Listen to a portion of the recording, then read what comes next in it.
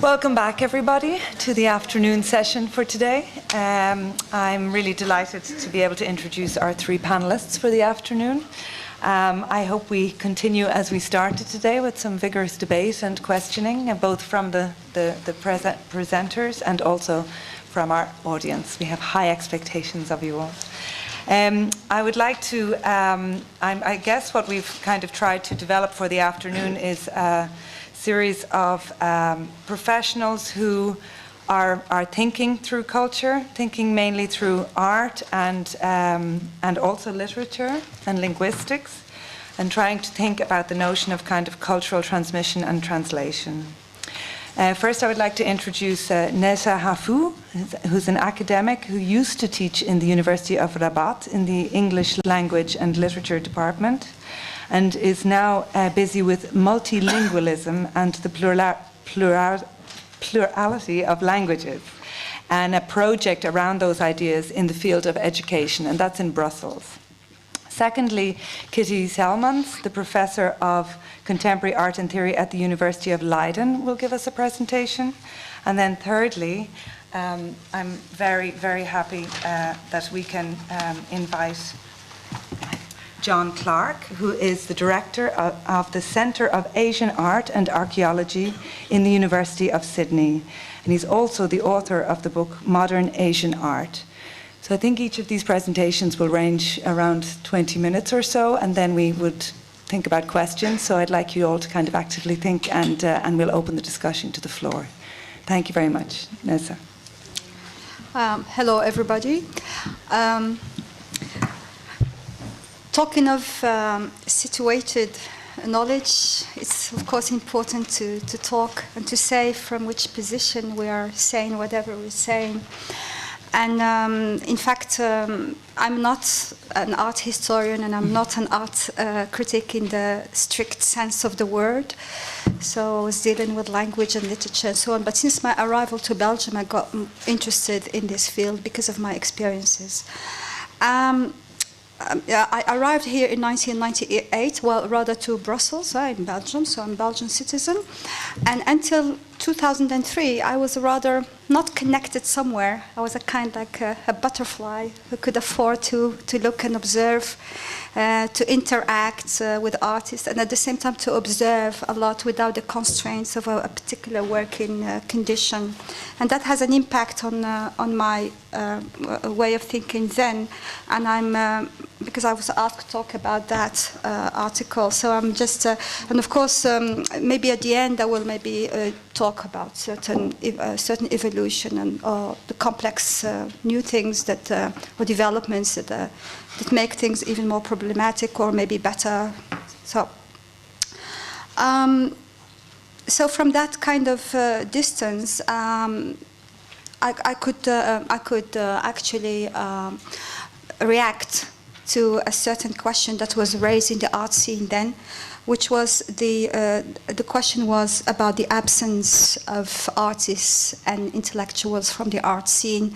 That is, artists and intellectuals who belong from the minority, who do not participate in the question of diversity, that is through art.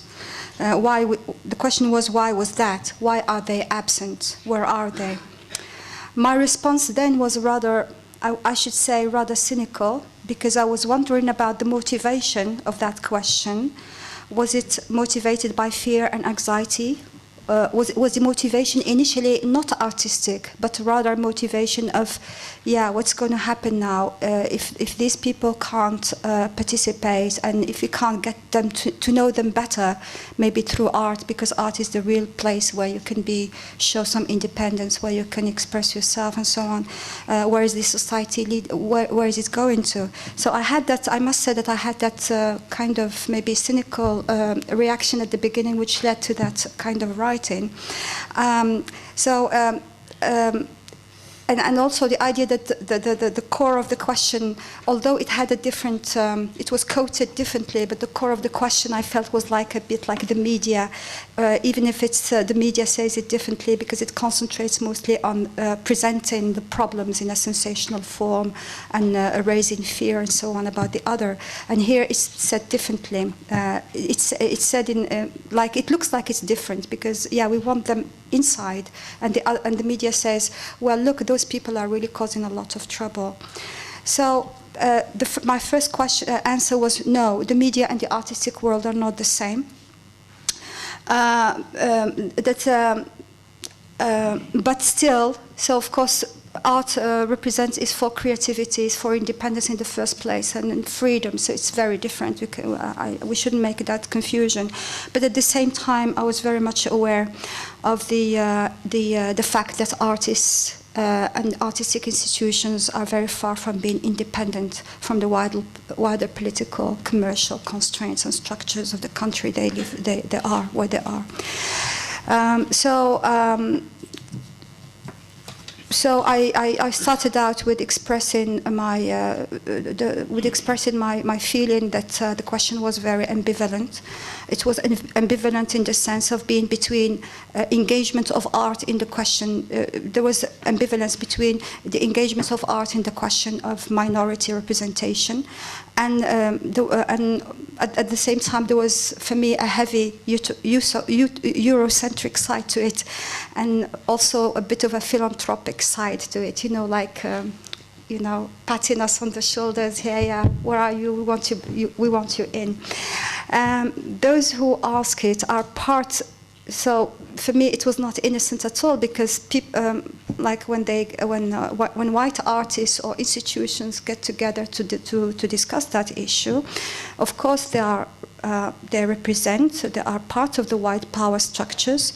That gave birth to the exclusion in the first place. So at the same time, you cannot be in. It was difficult because you can't be in both positions at the same time. The question was the double culture. The question was about this double cultural identity of the other. So I had a problem with that idea of the double culture, because for me it was static. To regard artists or minority artists as people with a double culture, it's a totalitarian view, it is a sectic view, and it's also a hierarchic view, because it does not consider the fact that maybe artists who come from other horizons are even more complex because of crossing oceans and having all kinds of silent cultures in them and aspects. So there is a lot of inter and intra cultural, life that they lead in, but of course it's a life. It's those aspects of their lives and or of their artistic work are not necessarily. They're not translated. They are somehow not read. They can't even be interpreted. So there's here this feeling of superior, and inferior culture somehow. The superior culture asks the question, and the inferior culture, the artist from an inferior culture would come and answer the question rather than challenge the question itself. I found that it was quite reductive, and also it took the form of alloctone, autochtone, of course very essentialist descriptions, and I found it a very sad situation that we would talk of alloctone artists. We don't talk of autochtone artists, because an artist who is originally Dutch, okay, I don't know what that means, but let's put it very simply like this: is kind of disembodied. He still represents. That's very sad, because the old idea of the universal, which had to do with colonial times, I find that we're not done with it. That it's still among us, even if our language is rather more sophisticated. It is much more sophisticated, but I also find more hypocritical than the colonial language, because it was they didn't have to make all that effort, towards those they considered to be inferior. But now the language is much more sophisticated. But when you really go into it, because you are in that position of, let's say, inferiority, or because you feel it, then you realize the double standard. So, what I would like to talk about now is how the effect of all this situation, on minority artists and in general on social discourse about people who belong to the minority, that we are given, like Shaheen was talking about, this romantic quoting or way of talking, and I dealt in that article with this idea of the romantic saga, romantic story that we have that has been developed here in Europe about immigrants, and the artist had to belong to that also because he is the offspring, of that immigrant history. So there's a very clear-cut, very smooth history that has been constructed for both the immigrants and for the artists among them. And this I say it's romantic because it is based on this story of affiliation, first generation, second generation, third generation. It's very smooth, very progressive. It follows the old. It's not a postmodern story. It's a modernist story, still believing in the idea of progress. Like if there is now an artist of the second generation, then the third and the fourth will be better, something like that. Or if there was a kind of his father, the parents were rather ignorant people or uneducated or whatever, then the new generations will be better. That is the story. And so it's a story of progress. It's a linear story. And it doesn't help us at all to understand the complexity of immigration, nor of the minority art, because minority art is much more dynamic than that. And of course, it's a problem because how would I place myself as somebody who doesn't have that classical, traditional history? I don't have any family here, so on. And there are more and more of migrant waves who do not fit in that neat history at all. And where you have all kinds of classes also now. You have intellectuals, you have refugees, you have economic workers, you have all kinds of people coming in. Coming to Europe for all kinds of reasons, with different levels of education. Some people with already a very interesting intellectual or artistic past there, and who have to adjust here and find. The experiences are quite very much diversified in comparison to the discourse. I just find that it's not fair. It's all ideological. This simplification and reduction of story to make one story. I don't want to be that negative because I feel like somehow, although it's not so perceptible, that there is still some change. There are changes and there are challenges to it. Otherwise, we wouldn't be sitting here at all. Like this museum is a good example of it. We wouldn't be really discussing it if there has been no effort. So I don't want to be. It's not to say that I'm negative about it, but just to say, okay, the problems are huge, and maybe, like if I connect to what was said this morning, we are. Critics, artists, critics, whoever wants to contribute to be a cultural agent or who is conscious, about his or her role as an artist or as a curator, so on. I have the feeling that we are pretty slow in comparison to the rush. How it's been, we are rushed also into frames. And here I mark a difference between my initial position then and now, because now I'm much more part of this society. I'm in Belgium, but still, in Europe in general, I feel much more part of it, and it's normal because with the passing of time, then it was still, you're not doing much about the situation. You are reducing the picture, and I don't manage to kind of, But now I feel that I understand the changes that are happening. I understand the engagement of many people. But at the same time, I feel that there is a lot of I'm somehow discouraged by the way in which we are put in the frames, in powerful frames, because of the politics, because of the media, because we have to be moving in this direction, and it's not our choice, because politics is about choice making, and I'm afraid that the making of choices is not something that is in our hands. We are somehow co-opted, and we have to do like we are free, and that's where the very difficult position of art is now, to also cover co-optation, not even be honest about it and saying, well, look, we're also hopeless, or we are not really satisfied with our position. So we are in a, like, it's not negative for me to say that we are lost. I am lost in fragments, and maybe you will share this feeling that, in spite of our efforts to kind of have a vision and to feel that we are in control, not in a kind of totalitarian way, but simply to have a bit of control. Otherwise, we won't make sense of our lives or where we're going. But I think it's getting harder and harder to do this. We're really lost in detail, and the loss. I mean, this loss comes initially, doesn't come from us, but we have sometimes I feel that we have no choice but than to just imitate and do the same, to give ourselves the feeling that we are going ahead and that we are doing something interesting.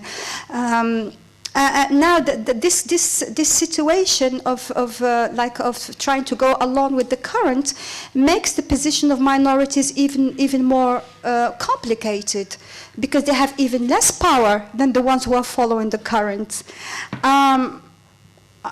So what about this multi-creative networks? Because my idea at the beginning was to stop talking about multiculturalism, because of all the traps of multiculturalism that we know, and instead of that, to talk of multi-creativity. Instead of we have to be creative in multiple ways, and the first step to do it in the simplest way is just to respond to ourselves, to our own complexity, to how various and multiple we are. But I realized that I was very idealistic about that, because now that I'm working, I find myself stuck with the level is below zero of even existence, of possible existence, let alone being creative. And I don't want to discourage you, but really, when you are dealing with the reality in certain realities in Brussels, you think, well, how can there be any art in such context? But I will come back to it. I mean, the obstacles.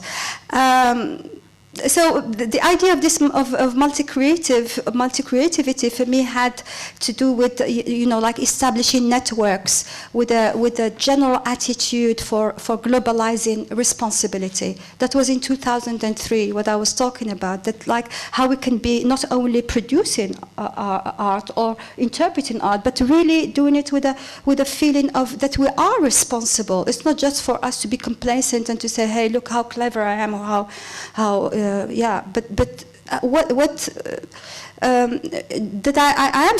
feel that I'm part of a whole, dynamics of an ethical. I mean, it's an ethical position that I have, and it's not something that is static, but it has to be in a network. And this network of multi-creativity, I put the artist at the center of it. And here, now I feel also that I was I was dreaming as well, because I don't see much change happening in the, like in empowering artists more than a few years ago. Although the artists, I don't know if they present it as such, but that is how I feel about it. So it was the idea of having a concrete logistics, projecting that new multi-creative logistics into the future, the future of intercultural faculties and existentially multiple selves. and that is a view which is very different from how we connect to the post-colonial as being the South or the East, or those who are still people who are still lagging behind.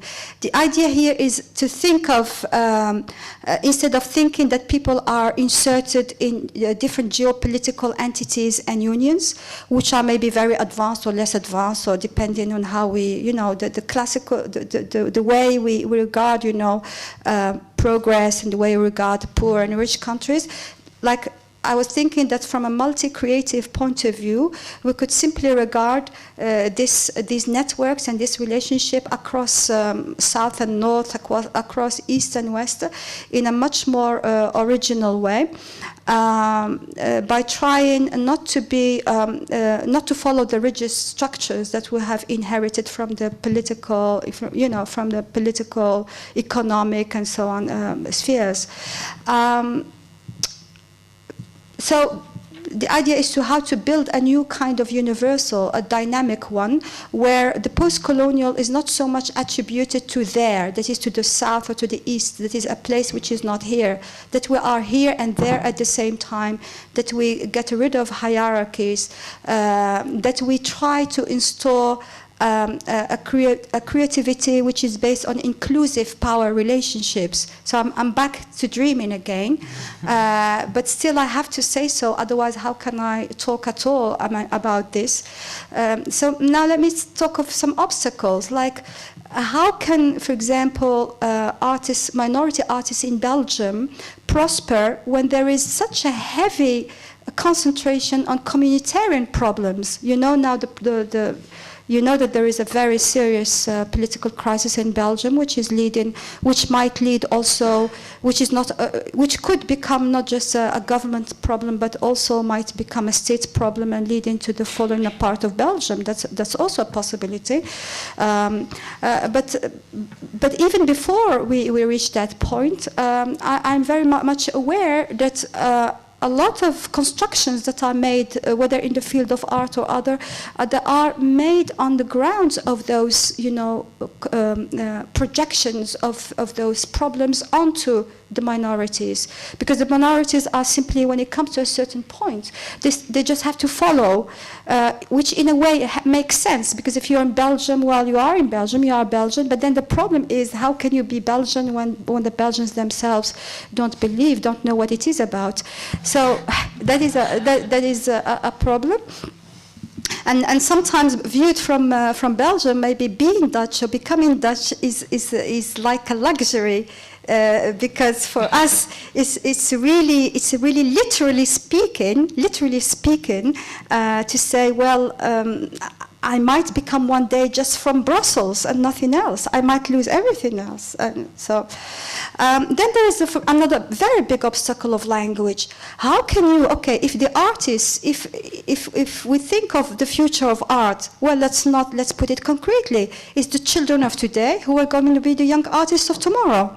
Now, the children in minority groups, then they lead some very sad situations. Like, I know people who have a problem even talking their own language, or people, lots of mother tongues in Brussels, but these mother tongues have no place at all in the educational system, for example. So how can you, for example, how can you be creative? How can you be an artist if you are blocked already? That is on the level of language.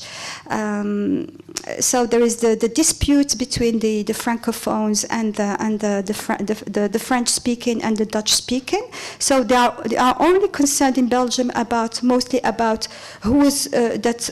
Like in this area, Flemish has to be spoken. In this area, it's French. But nobody is concerned that this minority speak at home Spanish or Italian or Moroccan, or so this dynamic, this very the society, the multilingual reality of the society is not is kind of occulted somehow for political reasons, and it's very sad for me because I myself come from a country which has occulted the language of a majority group, which is the Amazigh language and culture. So when we suffer from such problems, how can you really prosper? How can you say, okay, I can express myself in other ways, maybe not verbal, in artistic ways. I find that there are some very down-to-earth problems we don't want to talk about. Now, art is a locomotive for politics, for another way of doing politics. I would like not to think about it now when I see how things are done. I mean, like now you can say when there is a crisis, then national representation. We are very glad that somebody who is like an artist or a successful athlete will stand for Belgium and so on. But of course, it's also very much more complex than that. I mean, the question of national representation. When do you want it, and when not? So it's also a question of opportunism here, because sometimes I have the impression that when we talk, it's like although we have done away with truths and so on, but because of certain circumstances in history, like there's a situation which calls for example, for unity, and then all of a sudden it becomes the truth, and years later we won't want to hear about it anymore. So it's a kind of maybe opportunistic way of dealing with issues, and that is for me it's because we are dealing with fragments, because we are just talking about today, we're thinking of today, and tomorrow is another day, and when it comes, then we will see how to deal with it. We don't have any kind of, we can't develop a long-term vision because of how much, very, very, very quick developments. And this is a very, very difficult problem if you want to have like a multi-creative new vision for our society on an artistic level. The fact that we have to be gasping the whole time behind the. So, well, I think I should stop here, because otherwise maybe in the discussion we could raise more issues. Absolutely. Very, very useful thinking through and questioning. Thank you. Okay, I'd like to hand over to Kitty. I think I have to stand over there, because I do have a small PowerPoint. Let me bring some of my pieces of paper.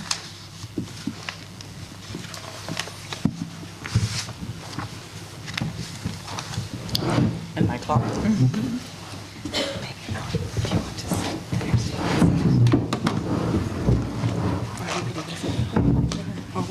Should I put this one up? I guess so. Yeah, thank you. Yeah. Now I have to awake the computer.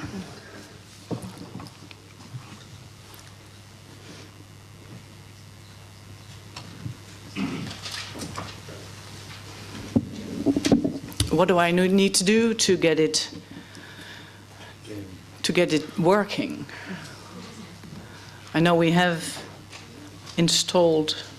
I think it just takes a few minutes normally. Okay. It's coming. Okay. Sorry.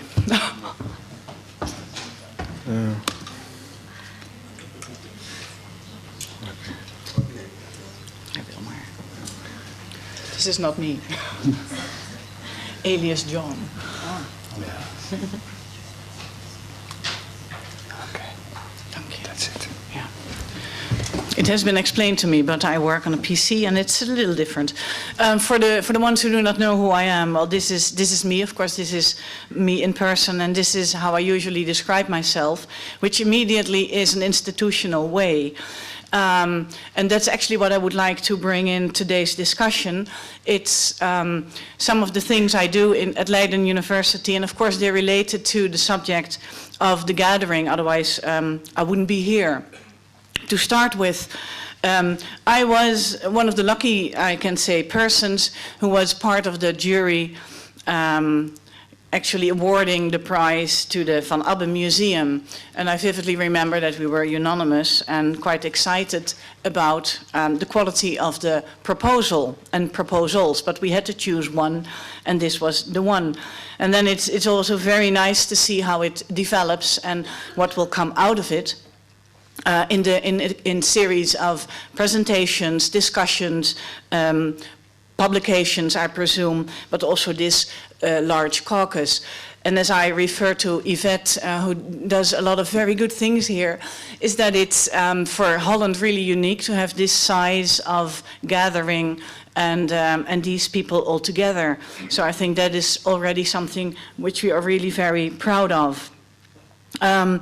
As is clear, I work at the Department of Art History at the University of Leiden. I'm an art historian. And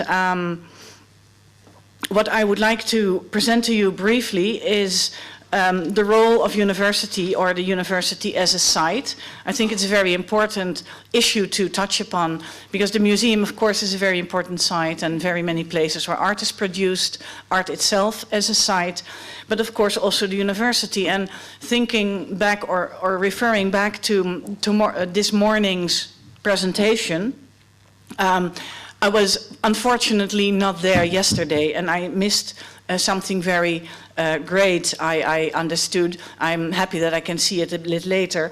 But of course I missed a bit about this morning's references. Of course I know the general discussion, but to be then really precise, it's something, so I can't relate to yesterday, unfortunately.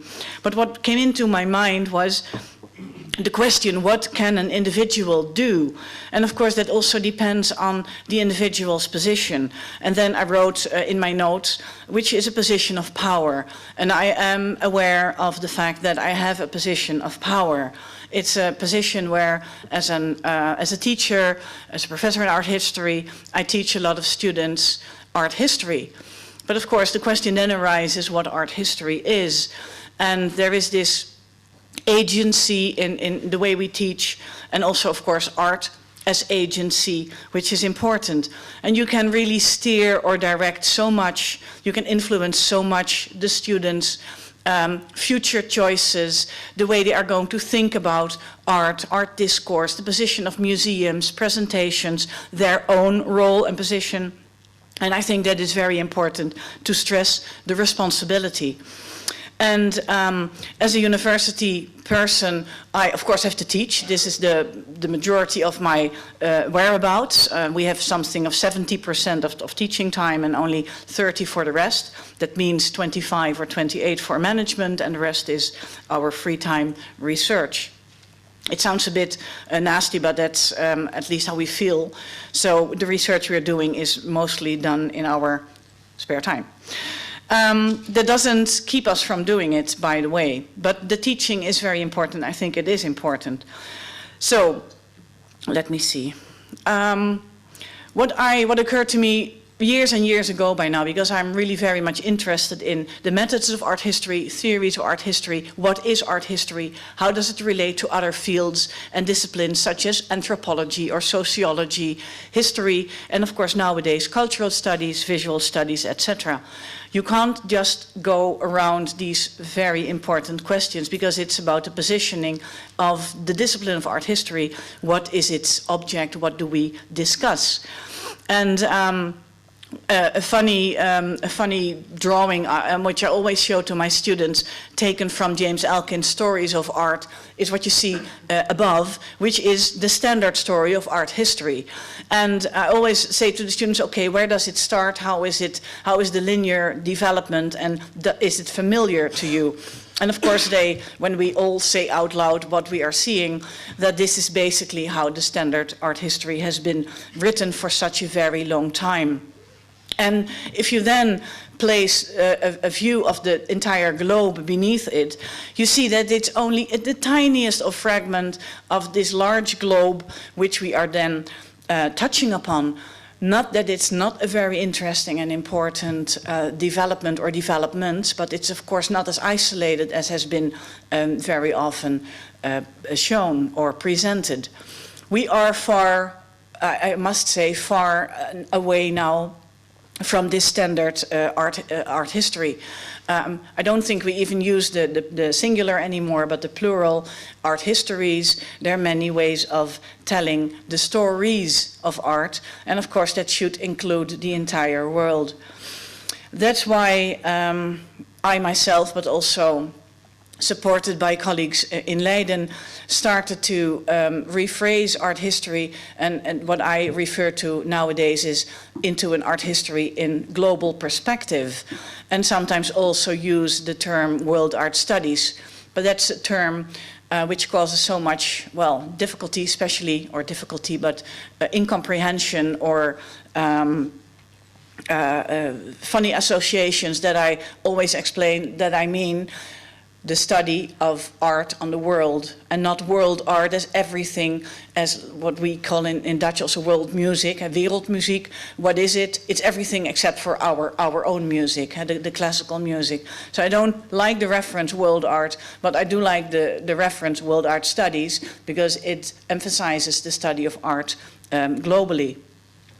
And I have the advantage of being in a well, I must say, good, fruitful local environment, the Faculty of Arts at my university, where we happen to study the culture of the Western and non-Western world. And I have put them between quotation marks.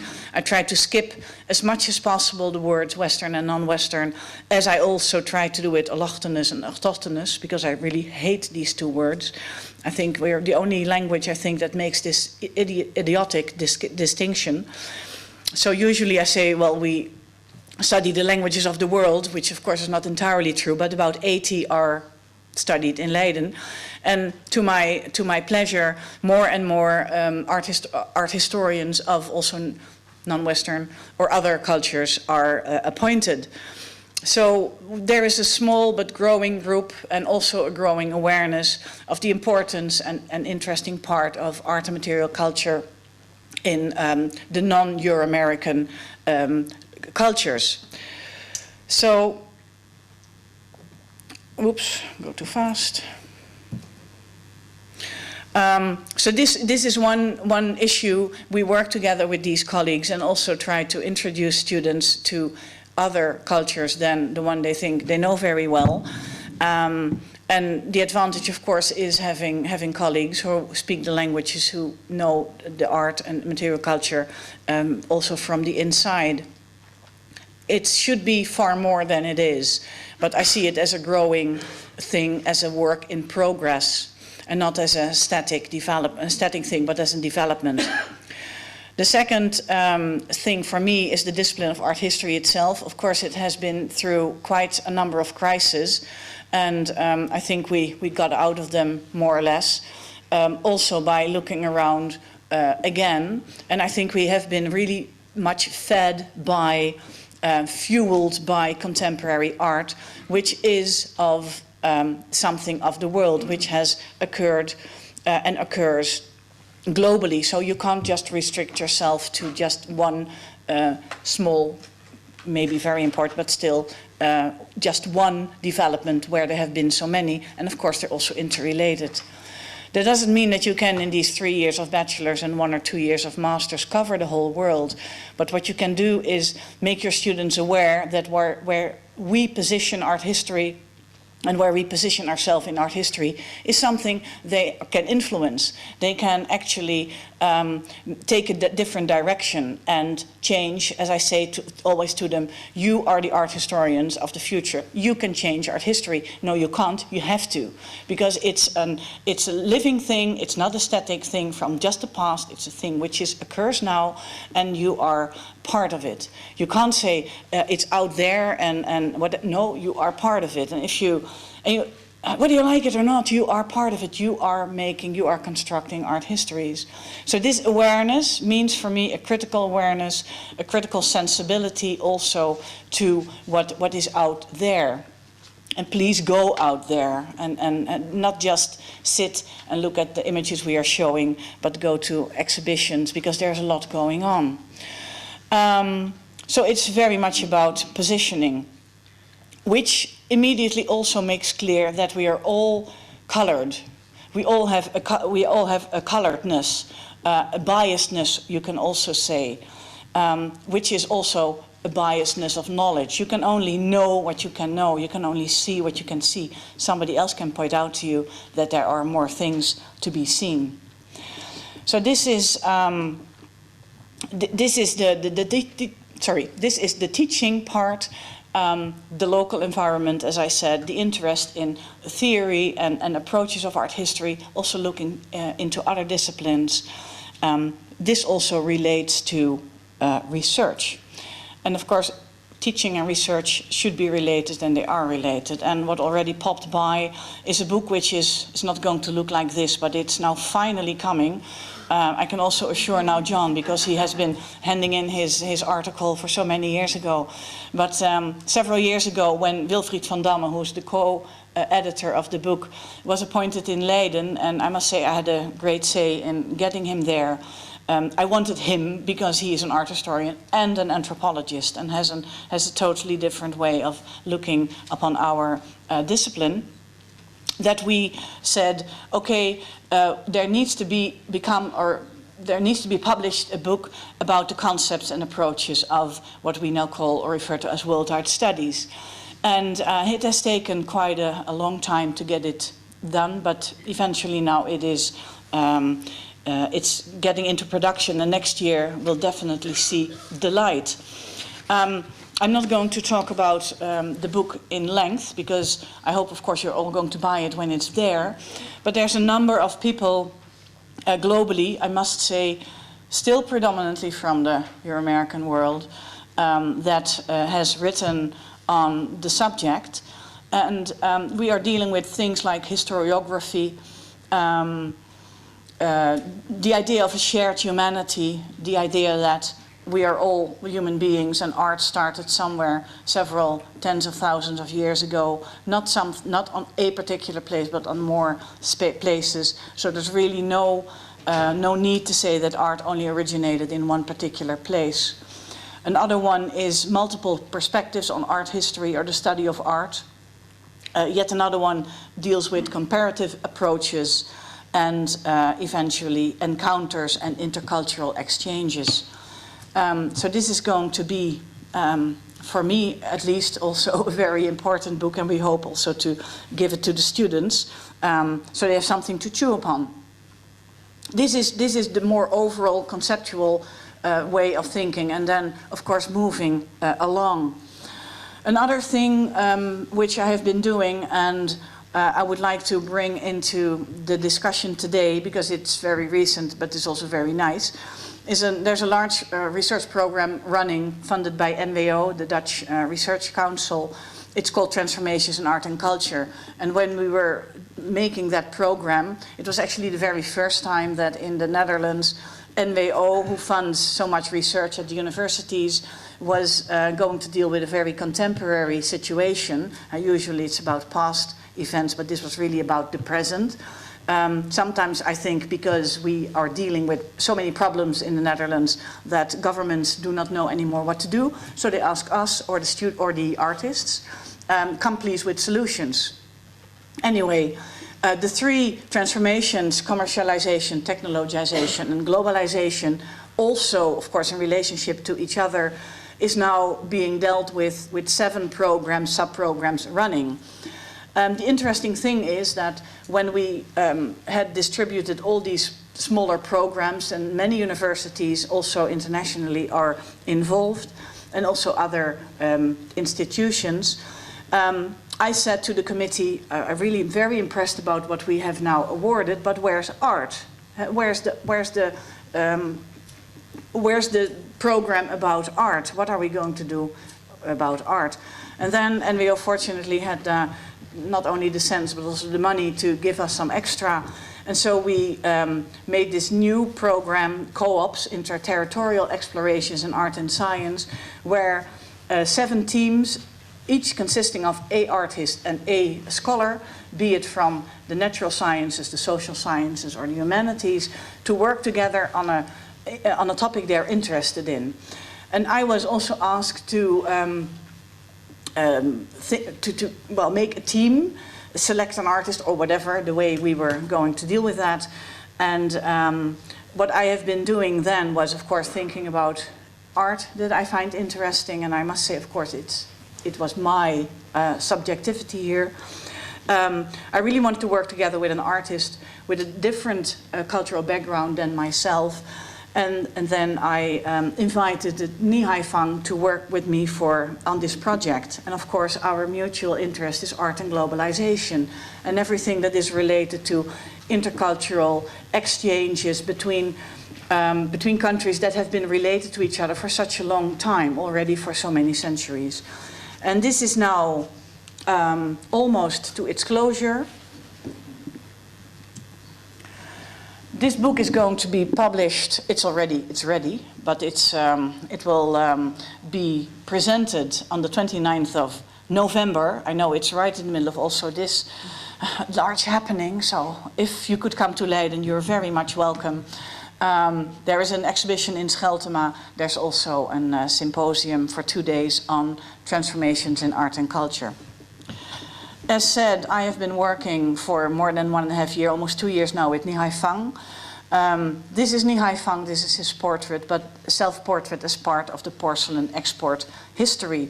And with this work, where he has painted all these floral motifs of Chinese porcelain on his face and other body parts, he immediately positions himself into this history of interrelations between the small country, the Netherlands, and the big China, also related to still contemporary relations, which are trade related, not to think or also think about the porcelain, the way the Dutch porcelain and the Chinese porcelain are related, etc.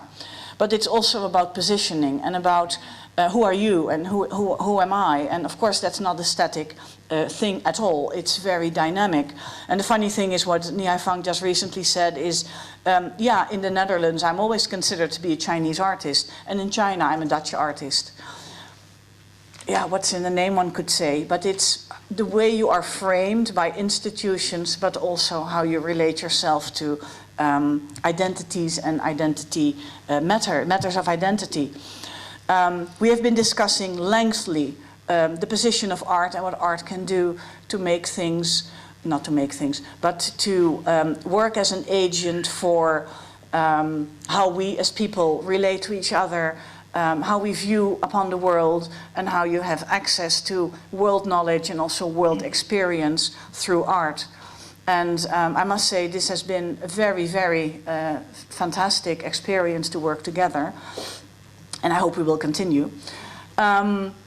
There will be more by us, also 2 smaller books which come from these presentations, and there have been very, very beautiful exhibitions and projects by Nezha Fang.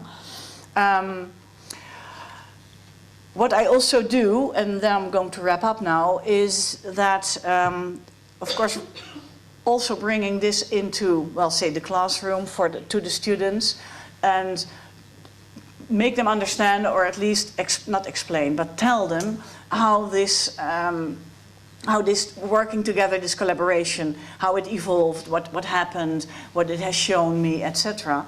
And I'm still very much stewing on it because it's still so very near that I can't have the distance to really appreciate, but not comprehend what has happened. That I will do that in the coming period. But it also makes clear that art, in this case also art practice, has learned me so much, so very, very much. And that's also why it's so important to work together with artists if you are a theoretician, as am I. Thank you very much for your attention.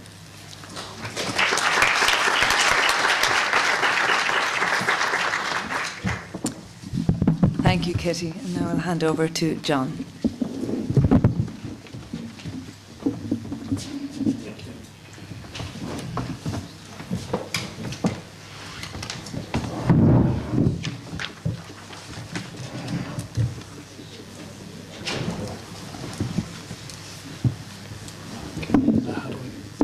Forward on this. Okay, this way.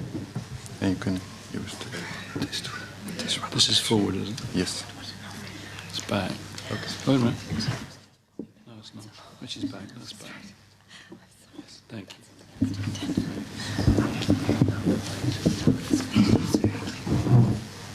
you.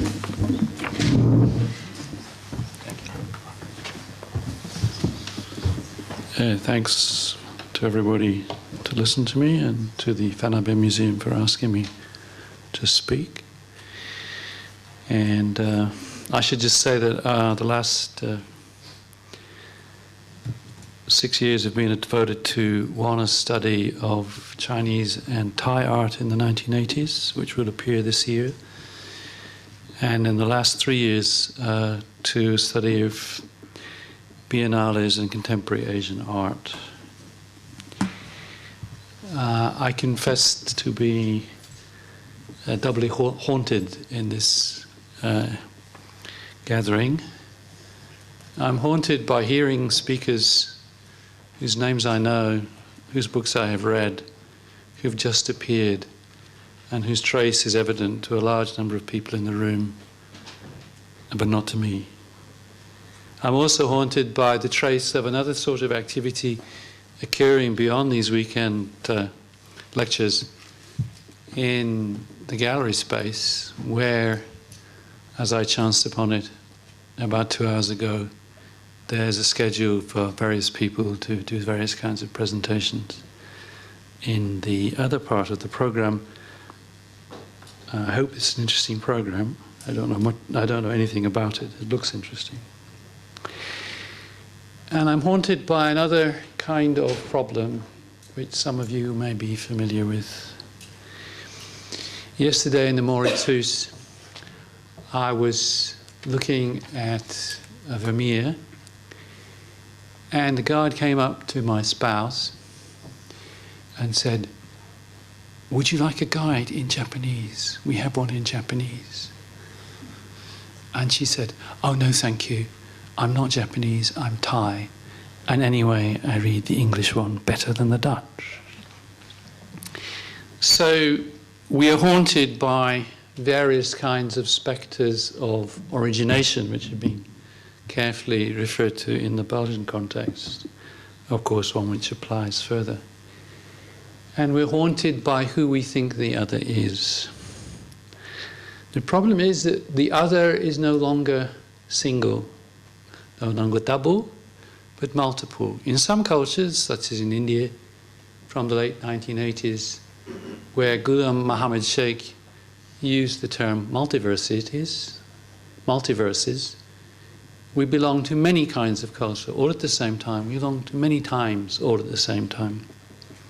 For example, the traditional Thai painter I've just referred to was brought up painting with her father, painting murals in Buddhist temples, listening to Tosca, because his teacher had been an Italian. So the cultural landscape of these people, who we call Thai or Chinese or Japanese, is much more various than we have room for in our habitual everyday categorizations. We're haunted by those figures of attribution. I recently had the occasion to give a paper at the Modern Art History Association in Korea, in Seoul, on hybridity. The task was to talk about hybridity in diasporas. And it occurs to me now that hybridity has gone a long way beyond the kind of interstitial space referred to by Baba and others, to a notion which understands the amalgamation or mixing of differently constituted or differently originating cultural elements, not simply as a goal or a space of resistance, but as a basic condition for modern art practice. Here one could ask if there are particular kinds of geopolitical identification and how artists link up with other national and transnational communities. It used to be possible to handle these kinds of link under the notions of migration, diaspora, sojourning, particularly for artists of South Asian and Chinese origin resident in New York. But this is no longer the case. Here we go. Artists who immigrated to Holland, like Nie Hai Thang, and have a Dutch wife, or have taken German citizenship and have a German wife, like Yang Jietang, actually make 2 or 3 trips a year to exhibit in the country they have ostensibly left, China. This situation seems to be fairly common for many Chinese artists living abroad since around 2000. So there would even appear to be a chronological inception for this situation, roughly speaking in the late 1990s. Well, those of you who are familiar with the Indian subcontinental examples will know they already exist in the 1950s, particularly with regards to some artists moving to London. However, it does seem to present a new index of hybridity. How often artists return temporarily for professional reasons to their culture of origin. The ability of artists to remove and to move their motility in going abroad and to learn constitutes not the same as a diaspora or immigration, but a kind of potential which now they can choose to mobilize or not as they wish. It's much more freely conditioned, although of course under certain economic and frequently also political constraints. A second index of hybridity is the participation in the international art world itself. By a move away from artists having their work passively selected for bilateral intergovernmental exchanges through exhibitions, towards curatorially conceived survey shows of contemporary art. Sorry, the image on the left didn't copy over. It may be by collective exhibitions or not-for-profit art centres, or by agenda-setting cross-cultural exhibitions like Magiciens de la Terre, or by exhibitions at major biennales, or as you can see here in the work of Sakharin Krué on rice growing on the terraces at Wilhelmshöhe in Kassel this year. I'm happy to report that the rice flowered. I'm unhappy to report that the rice did not produce any grain, as we might expect given how far north it was.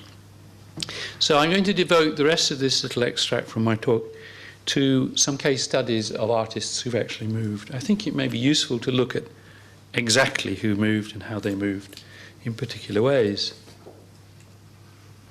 Hybridity is often seen as a feature of the work by artists who've moved, and here I'm going to play another trick on you. Is such as the Chinese oil painter Zhang Dahai, who moved to Paris in 1986, or Ni Haifeng, as we've already met. He moved to Holland in 1994.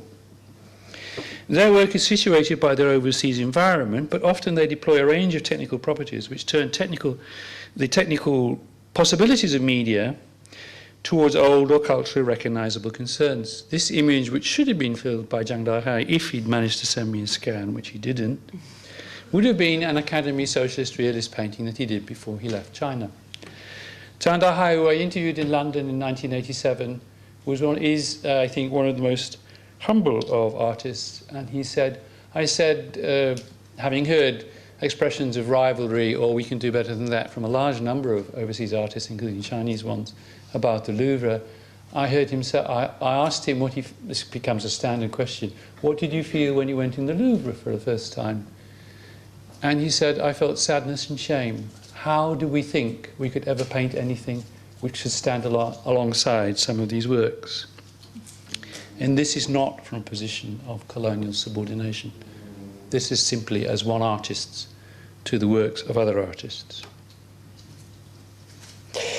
Zhang Dahai stepped away from the Academy Socialist Realist manner he brought with him and developed a presentation of tenebrous membranes of colour whose opacity was carefully controlled by his knowledge of oil media and various glazing and deglazing techniques, including use of wax and marble dust. These dense skeins of pigment resemble the hanging mountain clouds achieved by northern Song ink landscapes. But in the hands of an artist who is intimately aware of the properties of oil scumbling, layers, and the history of a quite different meaning to produce the illusion of reality. His work presents these skeins as strata of feeling, and their complex overlay allows the opposition of dark to light, happiness to bitterness, lightness to destiny, in a kind of modelled heroic, but perhaps also ultimately desperate preservation of human hope in the face of all the horror-stricken loss of its possibility in 20th century China. Ni Haifeng graduated from Zhejiang Academy of Fine Arts just at the time that Zhang Dahai was settling into France. Ni Haifeng had been involved with radical and formal interrogation of the meaning of verbal signs, seeing his works later as struggling against the power of definition, nomenclature, and interpretation. Notice how frequently this is a position for so-called hybrid artists. They frequently struggle against naming the way they are named by others. So it seems to be a recurrent feature of their practice. Living in the West, they have to confront the question, in his case, of Chineseness. Put to them, I'm sorry, I've gone too far forward. Let's go back. Oh no, sorry. Do bear with me a moment. I clicked the machine at the wrong moment. I'm used to using a PC. There we go.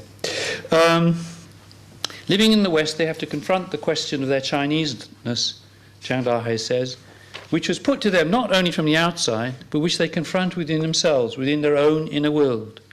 He sees the artist as creating an empty or zero moment, an instant of no gravity, something like a core, like the axis of a wheel. Notice that one of the common features of artists who work from a basic condition of hybridity is a high level of theoretical knowledge of linguistic structures and how they condition thought. And Ni Haifeng is a very prominent example of this, but he's by no means an exception. He sees the function of an He sees the function of an artist as one who destabilizes the habitual production of meaning, and one facilitating appearance of a meaning not habitually produced in a moment of inspiration, or epiphany, as he calls it. One example is his 2005 Delft commission, where ceramics were a material substrate linking two videos, one a chronological narrative of the return from Jingdezhen to Delft of porcelain made on the form of everyday object, and the other a narrative providing a comparative frame. In this work, the artist brought a metaphysical and aesthetic strategy, matches, or was given added facilitation by the intercultural situations between which he works. Likewise, for the artists who stay at home, there is now a very little difference, since they travel between cultures for exhibition and also for exhibition and sometimes sojourn for marriage. Rawan Chai-kun, whose work you can see on the left in Yokohama, a work which is of a series of two previous works, it's a third work in the series, based on Tiepolo's marriage at Cana in the Louvre. I used to think it was the School of Athens, but someone corrected me and I went and checked. Reproduced in copies of leading art stars from various art worlds by recently graduated art students. These were being painted in situ in Yokohama by some students from Chiang Mai. Sometimes in the general population, uneducated in the genealogy of paintings or the leading dramatis personae of contemporary art, would not quite understand the satirical bite, but they can get the flavour of it from his opposing Warhol to Basquiat, as you can see in the board game, based on Monopoly, I believe, which he also incorporated into the installation.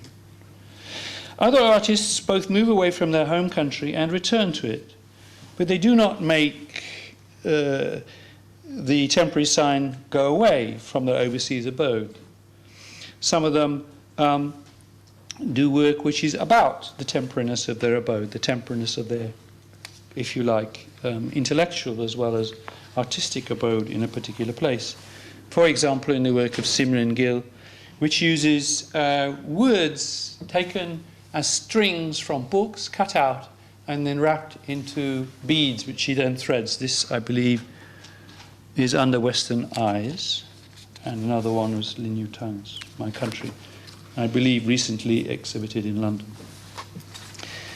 Another artist whose work has gone under the sign of erasure, because I didn't copy it properly, elegizes plants and habitations of her new home in Australia through the rediscovery within and between them of images taken from the Thai Buddhist narrative tradition, and also thematizes in an abstract way spatial overlaps of that discourse. So the viewer is always asking, in which layer of the narrative am I? Whose narrative is it? And this questioning of the speaker and the story, as we've noticed already, is frequently found among artists at this point in time who live between different kinds of sight. The refusal of a singularity to particular types of memorial object or image, the passing away from the legibility of one discourse to the plurality of discourses providing a hermeneutic of interrelation, quintessentially characterize the hybrid in these works. And here is a work which I believe you may be able to see in Berlin next March. The work of Song Dong, for example, has moved around the world through many fields of interpretation, but he has always remained based on his work has always remained based, and he himself has remained based in his daily life in China, especially in Beijing. With his mother in this particular work of 2005, exhibited at Guangzhou in 2006, he collectively arranged and exposed all the objects she had never thrown away when used or broken. As you can see, collections of used toothpaste tubes, collections of used toothbrushes, all the electric lights they had had in the house which had always broken, all the cardboard boxes which contained those lights. None of these things were thrown away. Her mother kept them. In the hutong, the alley house you can see there, which had to be pulled down due to the urban rebuilding of Beijing. I was going to say the destruction, but we'll leave that value judgment aside. And Song Dong decided to exhibit it with his mother, not only as a way of rebuilding his relationship with his mother and acknowledging his debt to her in a very filial Chinese way, but also to enable his mother, in a way, to part with her husband, who died 2 years earlier, who'd also featured in Song Dong's visual work. The experience of Song Dong showing the obsessive heroism of his mother's refusal to discard seems to be articulated between video art, daily life, familial sensibility, and the roaring material hunger of Chinese people, controlled and displaced by a basic, sober dignity, which refuses all authority of style, of artistic ideology, of curatorial sanction by display. This work resists curation, very interestingly, despite its highly curated site. Hybridity in this manifestation is a kind of allowing to see, almost like the word used of Indian politicians and holy men, darshan, to allow someone to see, to which the audience is given privileged access. It is not a sanctioned imposition from outside the work by cultural predisposition, a curatorial position, or an official view of art. So this is where I think hybridity lies now, and I think you will have noticed how common many of the features of this practice are with work done in what is sometimes called the old continent.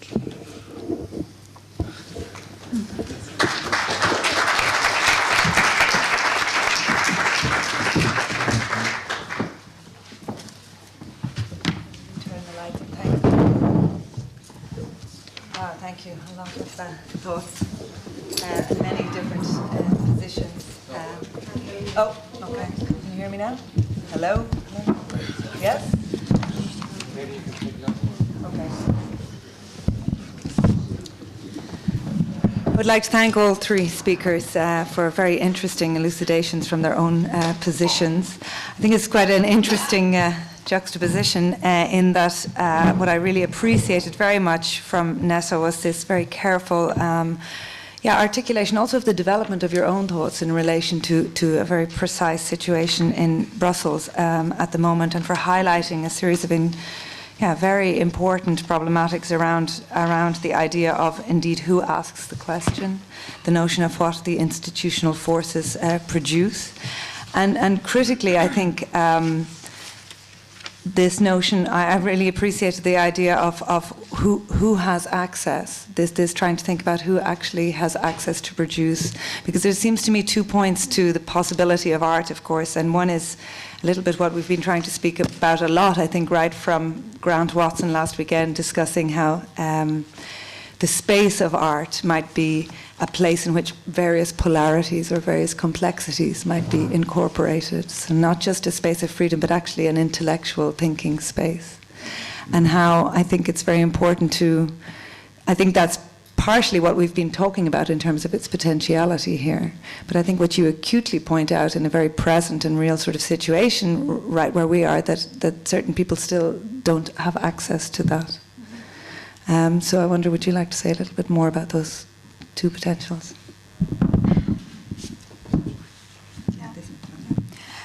Yeah, because in fact, what you said, there is possibility, theoretically there is this possibility, because of the opening up of institutions to include minorities, to include silent voices and so on. But the construction itself and the organization and also the idea that the other is not necessarily part of that organization, that they are mostly you are invited, to, but you are not part of how it is made.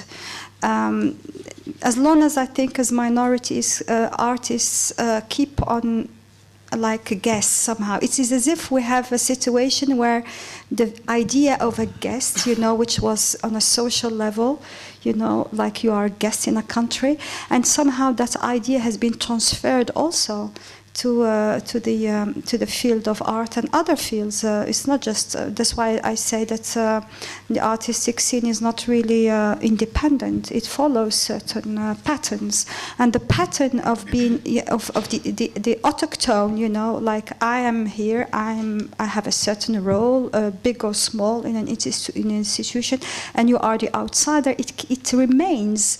It's somehow very difficult because it has to do with power relations. Which are not inclusive enough. No, I think this idea of how the institution is responding to and reflecting on larger sort of concerns is.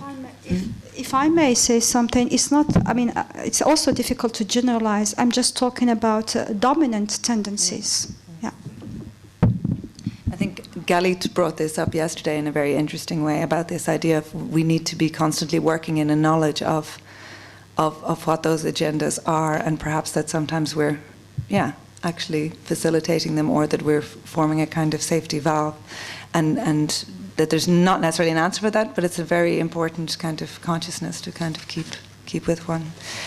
Kitty, speaking as you were from a kind of, obviously an institutional position, but one that's trying to think about expanding the narratives of art history and making them more complex.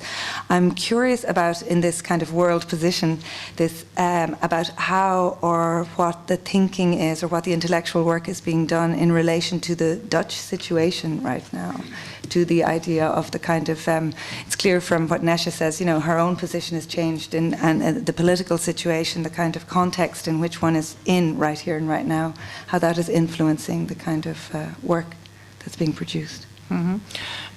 Maybe a twofold answer in a certain way.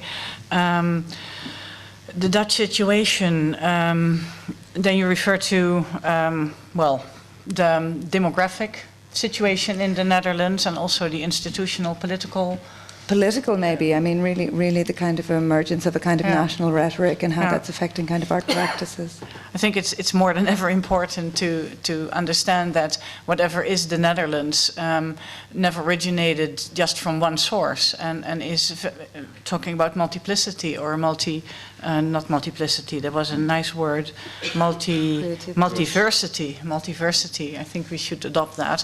Multiversity, this whole idea of pure cultures, pure nations is, I find, such a wrong alley to go into, and it is something that happens in the Netherlands.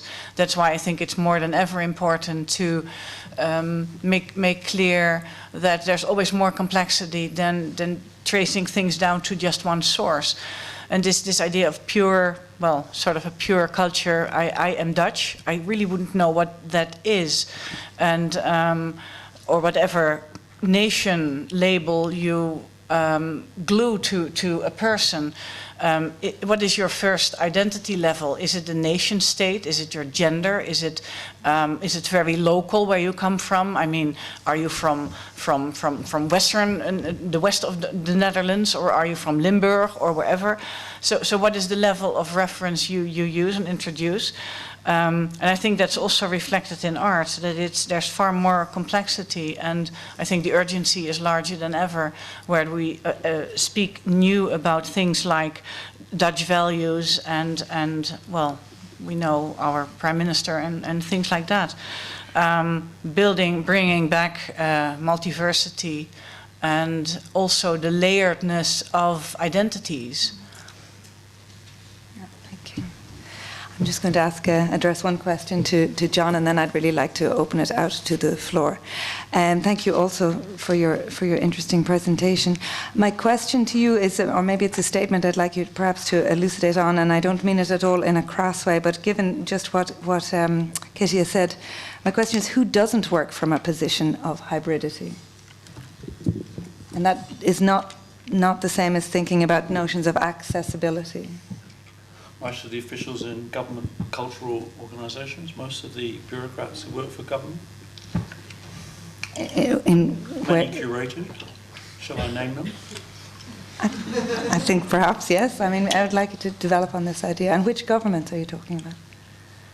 Well, I think people who receive a pay packet from a government, even if they think of themselves as multiply constituted, for example, Scottish civil servants working for the English Arts Council, are still working for the British Arts Council. So they're institutionally incorporated in a body which works from a national basis. Now you can say the national basis is reconstituted or multiply or diversely constituted according to various kinds of political conditions, relationships with people who are called minorities from time to time. But nevertheless, they're still talking from a position which is empowered by that institutional base. The nation state, that is. The nation state, yeah, and we can't escape that. Okay. Well, we can escape that, but we can do it in ways which are not comfortable and not habitual. Actually, we can escape it. Is we us? We, as people sitting in this room, have got experience of these issues. If it goes no any further, I suppose it does go further than that. We escape it by not putting the same people in the list all the time to curators. I can look at any curator's list and say, within a degree of predictability, when I last saw the artist's name in another list. And curators don't deselect people because they're already on the list. And I can tell you, I looked at this conversation you were having here, and I knew immediately 60 or 70% of the names of the people who are speaking. So we have to accept that institutional practice is not only the feature of the nation state, it's the feature of the cycle of the people who are interested in particular kinds of problems. And they tend to talk to each other, and they tend to select from their own previous understanding of various positions rather than generate new positions. No, I think they're absolutely interesting points. What I'm wondering about a bit in relation, because I think there's a direct link between this and what Shaheen was talking about earlier, this kind of notion of the art world and its kind of, narrow channels of access. But one of the questions I'd really like to put forward on that level is, what about the intellectual work? What about moments of theorization and specialization? Or are all moments multiply accessible all the time? Well, I mean, the simplest thing is, if you're going to do any kind of comparative work, you do not compare one state with another state. You immediately make yourself compare at least two states with another state, if not three. I'm even talking about individuals. That's so. institutional practice. Well, it works on a personal basis as well. So you stop the thing which has come out very clearly in many of the discussions we've had so far is you have to stop thinking in binary terms. The binary term can be on an ideological level, it can be on a question of affiliation, or naturalized or constructed according to whichever culture you're in at a particular time. And if you stop thinking in a binary way, for example, as Kitty's just shown you, if you use the word Dutch and you immediately think of Limburg and Groningen or whatever else there is that has a strong regional identity, then you stop constructing this cultural phenomenon as a unity, you start constructing it as a space, as a range of possibilities within which something is taking place. That's the way out of it, it's perfectly clear. We just don't do it very often. And when we start having international relations, we tend to talk from our expectations of what is our domestic discursial presumption. The whole Hershey discussion between a couple of whatever they're called, soft liberal English-based intellectuals, one of them is half Dutch, and a stroppy little Frenchman, pales into significance when you consider that very day yesterday, the French courts decided that you are not allowed to collect statistical data on people's origins because it's against Clause 1 of the French Constitution. And this was not put in any of the arguments against on behalf of Hershey by the French critic who had a go at Timothy Garton and Ash and Ian Burma. I think I have to open this to the floor now. Such a polemic Well, I statement. thought we'd make it that way. Delphine. Yeah, I just would like to react on that because maybe policies, but on the other hand, sorry, excuse me. Yeah, I would just like to react on your last remark because on one hand, maybe this didn't went through exceptionally, but on the other hand, one of the 10 priority of the new president was to create a Ministry of National Identity, which when he was elected was rephrased in Ministry of Immigration, Integration, and, which is very important, is and national identity, which we now have to deal with. Thank you for your observation. But it's illegal to count people's ethnic origins under the French Constitution. That fact was in Le Monde yesterday. My reading may be a little bit trivial of the legal significance of this judgment, but that's what it was. But would it be a protection?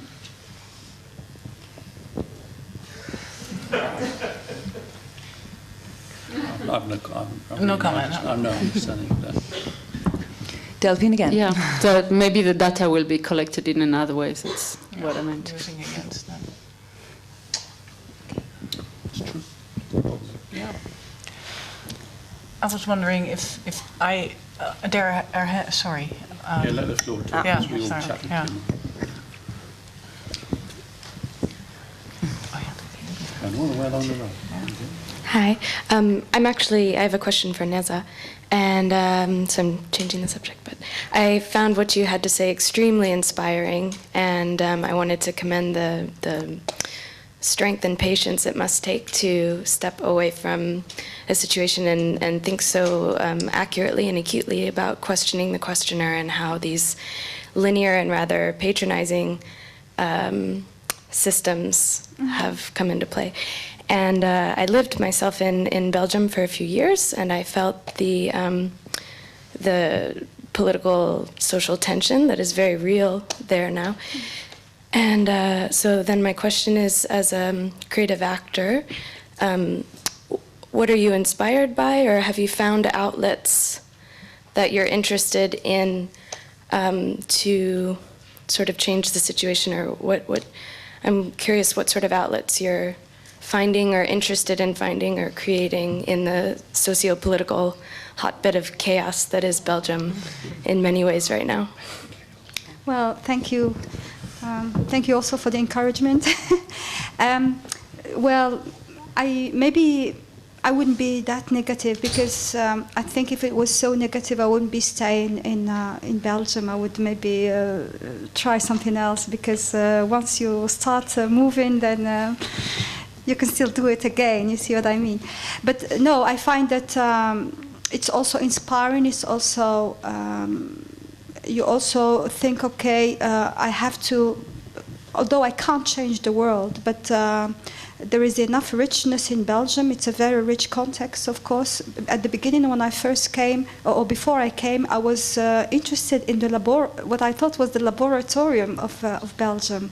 I was really, I thought that, yeah, it's. I mean, from outside, before you start living there, you feel all kinds of open possibilities, of course. But then you get frustrated when you are somehow pigeonholed or you are categorized and you're not as free as you thought you would be.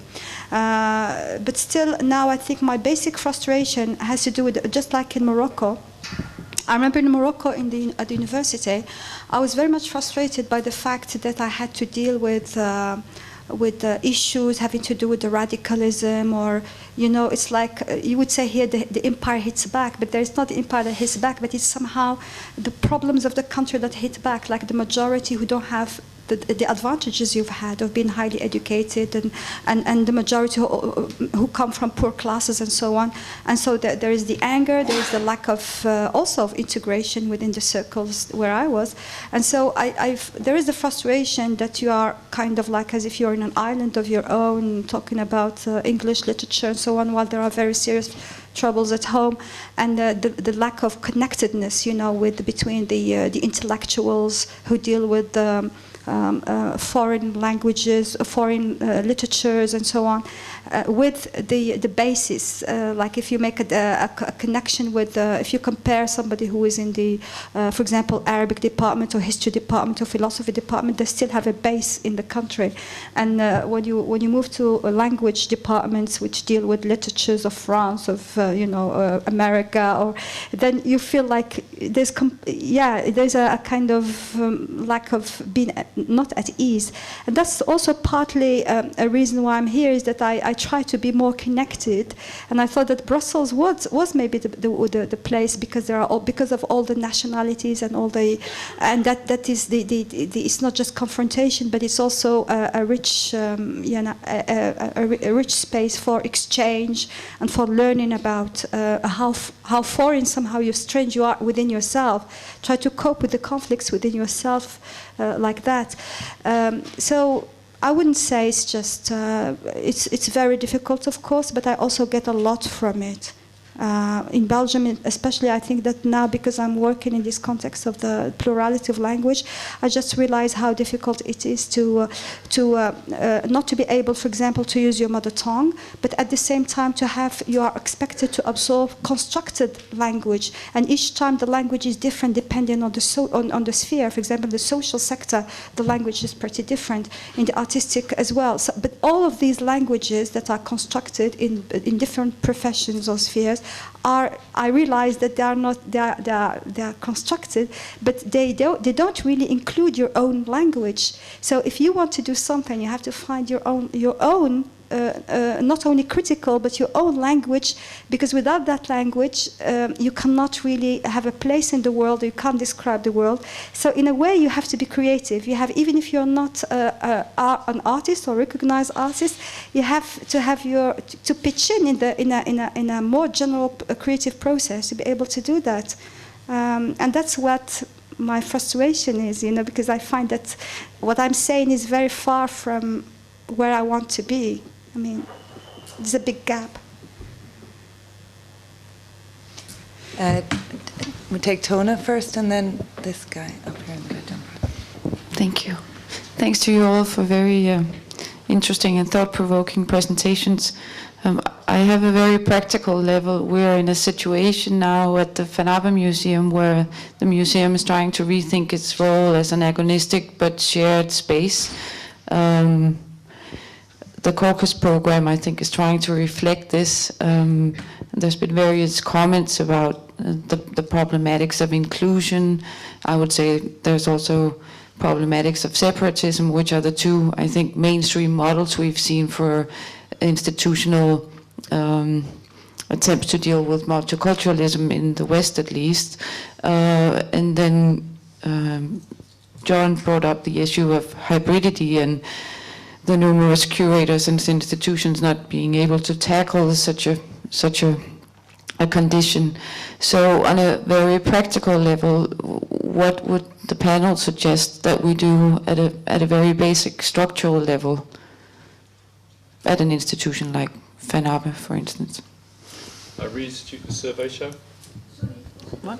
Reinstitute the survey show.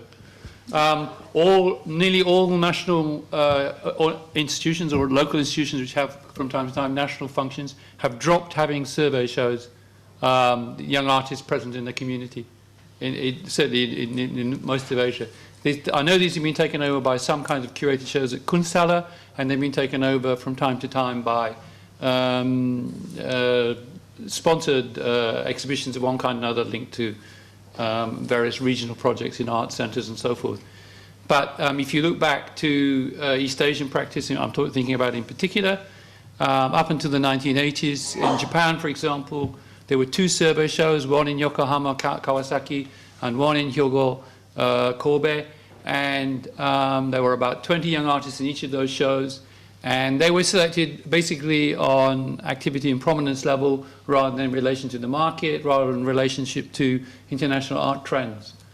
It's a role of regional art galleries which seems more or less to have been abdicated in favour of curatorial linkages to, I think it might even be a relationship to funding programmes. Could you just clarify what you mean by a survey show? Do you mean a geographical survey? No, I or mean time a survey, young or- artist of this generation, last 5 years or the last 2 years. I know the situation most in Australia, but I also know, as you've heard from my conversation, Japan, Taiwan, Thailand. I know the situation in these 3 countries, and Australia most. I may be out of touch with the way Kunsthalle and artists, not-for-profit centres are articulated at the moment in Europe. But basically the problem is that the artists who have been put into new work project shows in museums of contemporary art generally are artists who've already been identified by the market system, who've already been identified by the curators as fitting into a certain category of practice which is desirable, or a certain content of practice which is desirable. They're not, right, we're now going to establish the 20 young artists in our city or in our region who we think have done the most important work in the last 2 years. Those shows have been dropped. They've certainly been dropped in Australia, and I know they've been dropped in Japan. And it's a very simple thing. It's a function which allows you to see art not necessarily free of, that's not really possible, free of fashionable, the criteria of fashion or what's in the current, or use the dreadful word newly discovered. Excuse me, when was art newly discovered? Outside the studio maybe, but in the studio the artist already discovered it. Thank you. So the problem is that, there's a whole category, the whole swathes of practice which fall out of what is curatable and fall out of that interesting gap between the artists who go with the current because that'll get them into a gallery, get them a show, maybe get them into such and such an exhibition. So and the other artists who say, I don't want anything to do with all of that, stuff it, I'll just do my own practice and survive by whatever ways artists have to survive. And there's a whole range of art which is not getting into contemporary art museum spaces at all. Would the way of creating that open access in terms of this survey show be like open call or so? Is that No, what you mean? there's no reason why you shouldn't have some kind of, after all, even curators I disagree with have seen a lot of art, so maybe, they still, no, it's true, they still know, they've got an idea of quality, you've got to have an idea of, or some relationship between what's being shown and what the aim was and, the technical discursive achievement, if you like. I mean, that's what curators should be doing.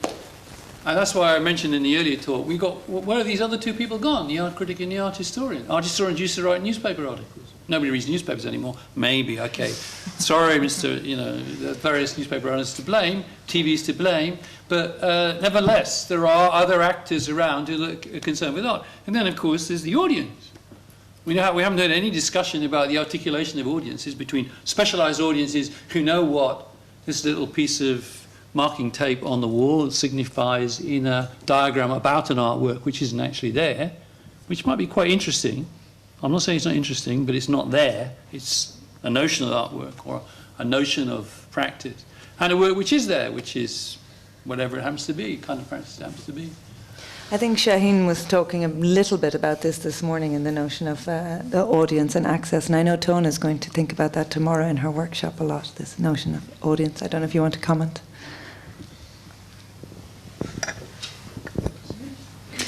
Well, I think the tricky point of your survey suggestion, of course, is this notion of selection that has to take place, and that gets us back to the notion of quality, of course, which I think feminist art has been trying to conquer for more than 3 generations. In my point of view, that's where the real problem lies, and a deconstruction of what you call international contemporary art and the values and quality. My colleague sitting next to me will give you a long list of Dutch artists who are not in exhibitions, although they do very good work because they're not in such and such a category. Can't you? Well, actually, we're on a private basis, but that's a problem. We all know about artists who are very good, who we think are very good in a certain definitional notion of achievement, practice. They do something to us. We can't forget their works when we leave the exhibition. We do not see them in museums of contemporary art, which I presume this is included in. We do not see them. They're not there. On so many. Okay. Sorry. I just have a question, but what do you think about this caucus then? Because in a way, the vanabbe has invited, say, 30 artists and whatever they want to do. They're not all artists. But I'm one of them, and I have never had any work in any big museums, not many galleries at all.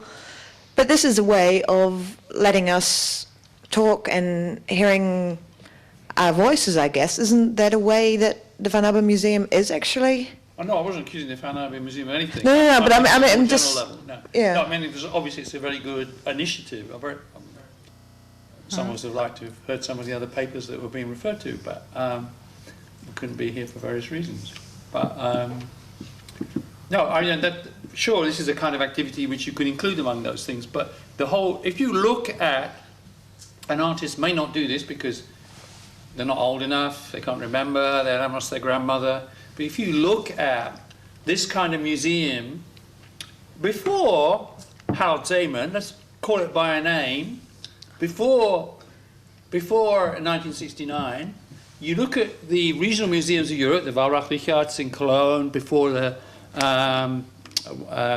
chocolate museum, sorry, I forgot what it's called now. Sorry, Ludwig. I always call it the chocolate museum.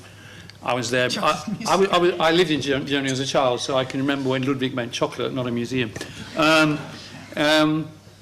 If you look at those museums, if you were there in a 3 or 5 year cycle in the late 50s or the early 60s, there would be art from the local area which people thought was worth showing you.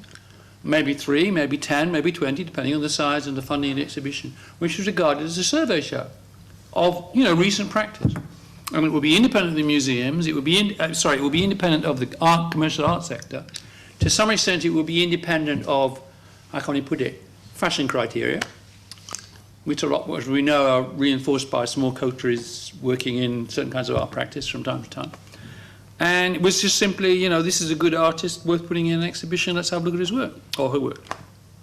And that happened through the 50s, 60s and early 70s, and then it just went. But that still happens. I mean, Well, okay, maybe not in the museums maybe, but they found their own space, and isn't that maybe more important? No, I think they should find their own space as well as those survey exhibitions, because the survey exhibition in a gallery like this says, oh yes, there's other things which are worth paying attention to as, whatever the problematics of the notion, achieved art is, than simply what appears in flash art. Or art in America. We know the journalistic imprints of these kind of things, or Art Express, or whatever it happens to be. Could I pose the question to Kitty and then to Nezha about the pragmatics of... There's already such a rich answer. I would say, but it's already happening somewhat, relating also to students, art schools, universities, and not with the prefixed ideas, but as an experiment. Okay, what is interesting? What you know? To what kind of venues, or not venues, but sites and contexts do you have access? What would be interesting to discuss? Because a museum is, of course, not a neutral place at all. And I mean, the Vanabbe is a large museum, and it has a history, and it has a certain status in the Netherlands. So it's not just a place; it's a particular place. And the way of opening it up, I think the caucus is meant to be. For one of these reasons, this caucus is here, is who do you address and who can you attract to come, because it's something interesting they will find and hear. And so it is also has to do with multiple audiences and various levels.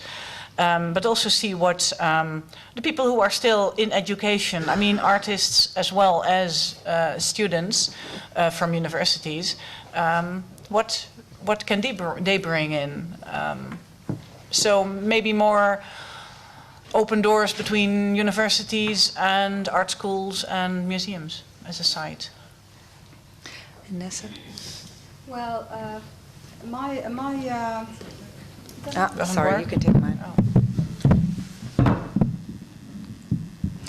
I think that the solution would be that the university plays a very central role in communication between the artistic institutions and the artists of here and in the south or the east, that is in non-Western areas. Because so far what I notice is that I don't find that there is a real exchange, cultural and artistic exchange beyond fragments. So how do we move out of the fragments? How do we get a vision which is not just a Western vision, but a vision for the world, where there's a real exchange? I think that we should not ask from the artists too much. The artists have to be backed up, especially when they are from a minority culture. Well, they are themselves part of this fragmentary history here. So they need all the, the backup to understand themselves, to understand that kind of sometimes like a ghost history, because they don't have real access to it. Many of them go on holidays or maybe have some kind of very fragmentary experiences, even as artists. And many of them complain that they don't really know the culture of the country of origin. And so mostly what you have is reactions from artists. Like, for example, there's a difference for me between concerning the question of being named by the other, not having my own, not being able to develop my language, critical language, which I feel springs from me, where I can not necessarily just me, but I say, okay, I have a role in it. I'm not just framed. So there is a difference between my saying that and an artist who says, no, I'm not. I'm not a Chinese. I'm not just a Chinese, for example, artist, or I'm not a Moroccan artist. I am also, because that is a kind of reaction. Because as far as I'm concerned, why not? You could be Chinese and Dutch or Belgian at the same time, as long as you feel secure in your own construction, that you have managed to build up something for yourself. But how can an artist build up something if he's not intellectually himself trained? If he hasn't had the means to bridge the gap with the sources, like Shaheen was talking very much about the resources and the sources, the accessibility to, cultural sources, artistic sources. There's a kind of palimpsest or a cryptic, situation where the artist does not have really an access to what lies behind all kinds of symbolics, and that has a lot of I think it has a lot of limitations on the work of the artist.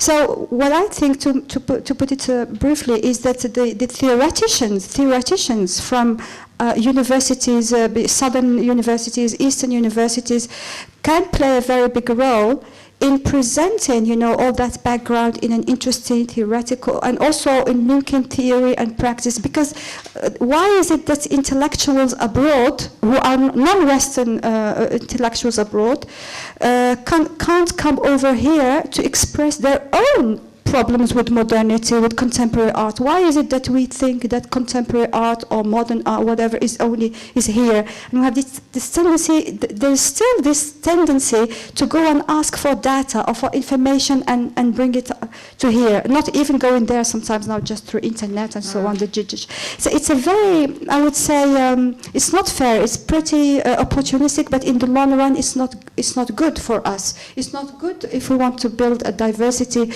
which really expresses a world diversity, rather than just a Western construction of that diversity to suit a certain, specific national interest or community interest or whatever. So I find it's important that we kind of mobilize intellectuals and people to come and sustain, the work of artists.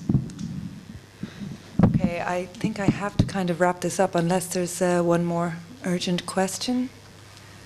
No? Okay, I'd really like to thank the panelists who participated in this afternoon's presentations. Nezha, Kitty and John, thank you very much.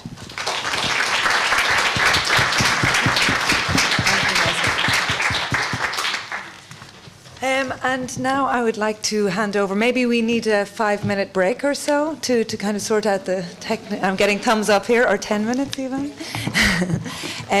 while we sort out the technical equipment for our final presentation of today, and that is the artist Ahmet Öğüt, and we're really delighted that he will present some of his work and give us a very interesting, we hope, presentation later today. Thank you.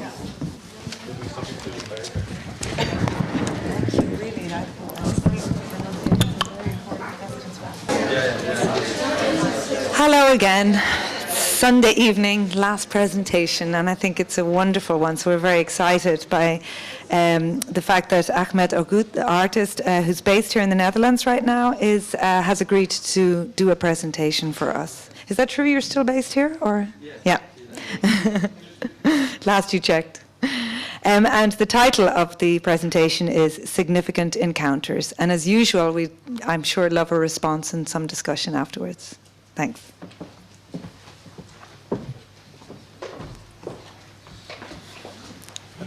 Hello, everybody. First of all, thanks for inviting me. After a long day again, I will make a kind of easygoing presentation with artworks. You know? So I won't keep reading or talking. So there will be many visual stuff. So my name is Ahmet Öğüt. At the moment I'm in residency at Rijksacademie. Since the beginning of this year, I'm based on Amsterdam, and I will be here till the end of 2008. So it's for two years period. But where I'm coming from, it's actually a town in the southeast part of Turkey, which you probably don't know the name of the town, Diyarbakır. And I studied in the capital of Turkey, which is maybe you know the name of the town, Ankara. And then I moved another city for master, which you for sure know the name of the city, Istanbul. So, but there is the title is kind of weird. These encounters, what does it mean for me? It's like it started actually when I started to move on from my town, which was quite late. I was living in my town until the university education, so it was, I think it was 99, end of 99 or middle of 99. So till that year I wasn't traveled. I didn't travel yet the other part of the country, which is west part of the country. So I'm coming from east part of the country.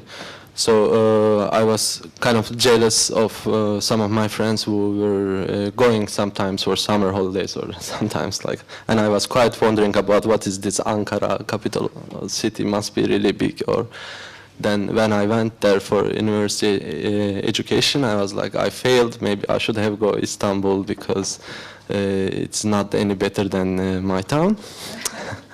Well, Turkey is a big country, so the distance are quite big. In the different countries in Europe, it's like there's not really that much distance.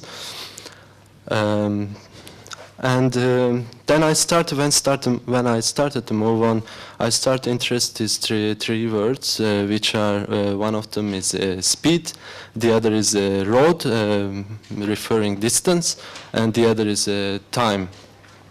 So the first year I came Europe, it was 2004, which is also quite late. For my, if I think how many years I'm existing in this planet, it's a little bit quite recently happened. So whatever happened to me,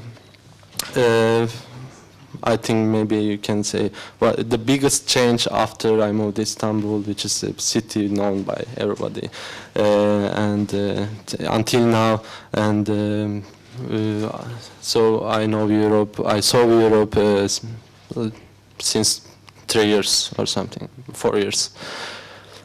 So I clearly know this is not so much history for me. So I clearly know the difference of imagining something and being in something. And so my art practice also move on from these questionings like what does speed plus road plus time mean for me, and what is change to be in a different place, experience different kind of everyday life or public space or geography. So then I start to see the geography I come. It has quite much absurdity, which gives humor to my works. So now I start to show you some visuals. I forgot to say sorry about my bad English. I learned it at home.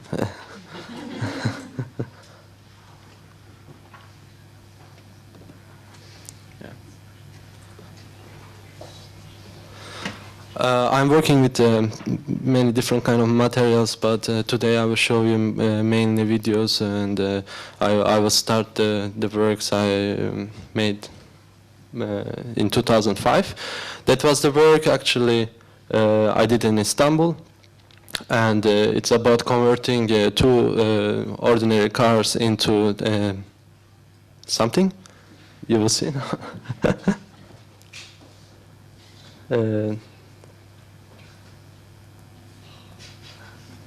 Yeah, taxi and something else.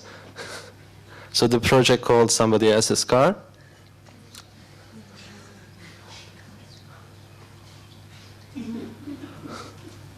That's another car in the car park.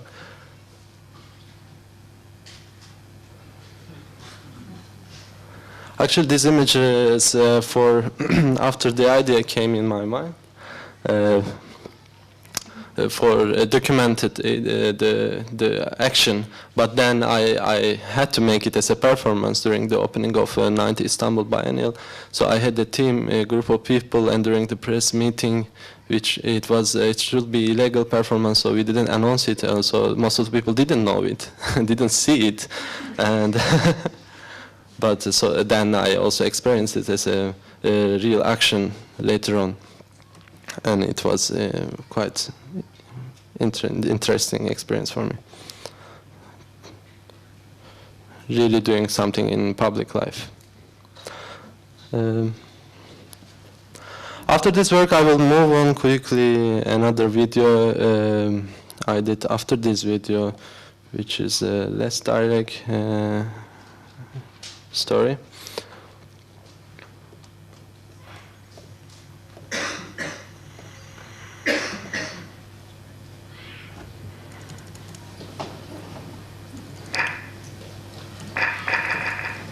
There's no sound.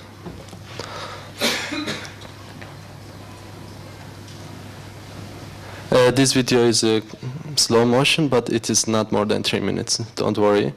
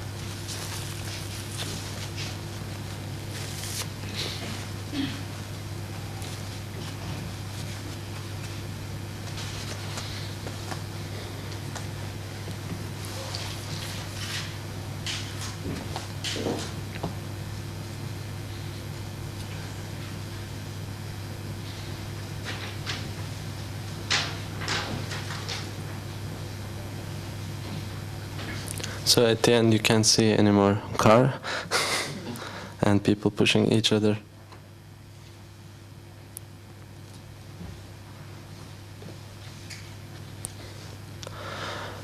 And that was also from 2005, and I was really interested with that, as I said before, the word speed, road or time.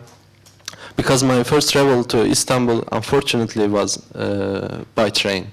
So it was, I think it's 34 hours or something.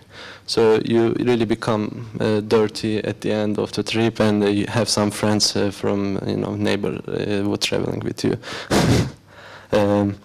So the speed and this is also related with this how to behave collectively, or how to create a collective I have to use this word, identity, or how to take a position collectively in society. So in this video at the end you see people, first you see people pushing the car, and then you see people pushing each other. Then it's the action is already out of goal. There must be another reason they are pushing each other, which is which referring this collective movement action. What is it for? And then I will jump to another work from 2006.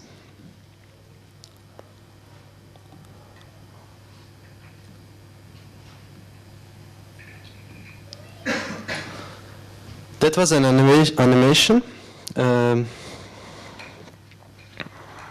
That was an animation exhibited in public space in the top of one of the big building in Istanbul, 2006 summer, when the war was happening in Israel. It was just really sensitive times. Also in Turkey, wherever some war happening, Turkey become more paranoia. And I exhibited in a public space in top of this building. There was a big screen, but after 20 days, it was at night. It was showing it at night, and after 20 days, police stopped it because that night, at that day, there was a demonstration on the street, and there was a many group of police were there for the demonstration, and they accidentally saw the video and they looked up, and they decided to stop it immediately, but. Then they had a paper, they signed a paper and they stopped it, but it's they don't have rights to stop it actually. But then the hotel director, they invited the hotel director and the lawyer to the police office the day after, and they went, and I met with the lawyer later on, and I said, hey, they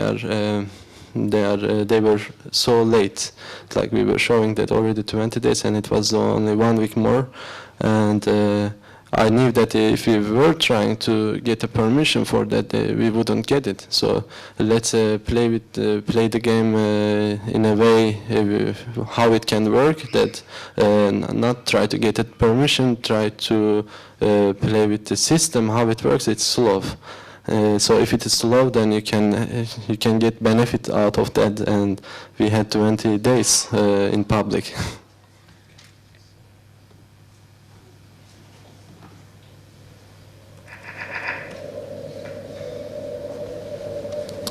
They thought it's provocative, but it's not at all.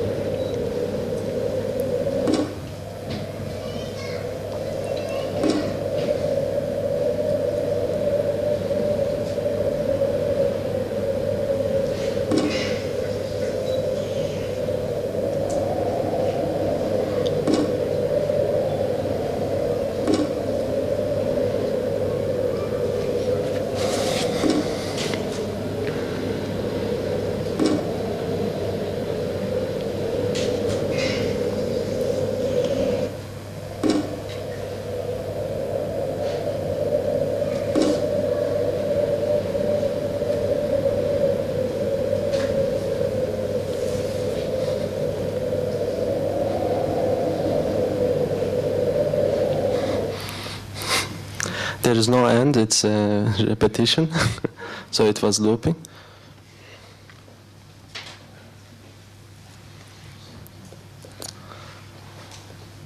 I don't want to take your time so much, so I'm trying to be quick, show you full portfolio, almost. Luckily every work has not more than 3 minutes. So. This is another work. So I show you chronologically how it is changing my attitude or what I'm interested.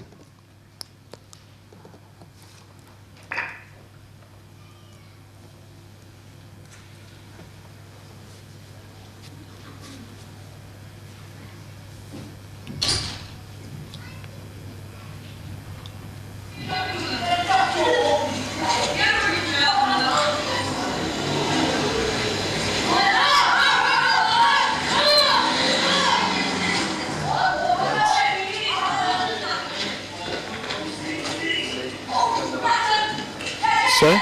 Yeah, can you turn the lights off, please? Yeah.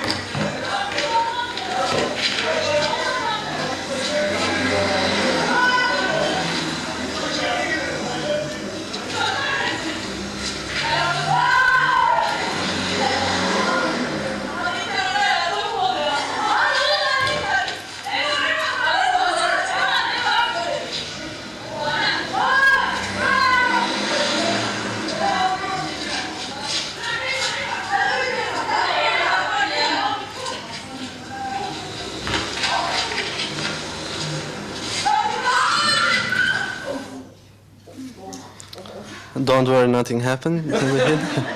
He just fell down next to the car, not under the car. And this is a stop. That was an action actually recreated of a situation. It's so all the kids were actor, driver was actor, same car was going back and forth. But the thing you see in the video, it seems like it's just spontaneous. Just documentation of something going on, but it's actually this is an action which kids every night performing in this neighborhood. This is a neighborhood, kind of ghetto neighborhood in the Aegean side of Istanbul, and it's near Fenerbahçe, the Fikirtepe. and it's a very rich area, and then there is a really poor area next to each other, and there is not a cis-urban system, and there is like certainly in the other side there is everything, playing park for playing and everything, and this neighborhood there is nothing, and not even the lights, enough lights in the street in the dark. So they have to share this action with the cars, which they don't meant to do on the asphalt, play this game, but they somehow that's what I observed. The social life and the conditions was not already exist. They create their own rules, their conditions. Then they start to collaborate with the cars, the kids, and. So now I think we jumped this asphalt issue, what I am interested. We can also relate with this road and distance, but I think it is a very certain ideological tool by government or state in Turkey kind of countries. Asphalt, what kind of metaphoric tool can it be, can represent the power of the state? When you bring asphalt some part of country, what happened? It's somehow confirming that part of territory is part of this country, and you bring asphalt there. Then I will.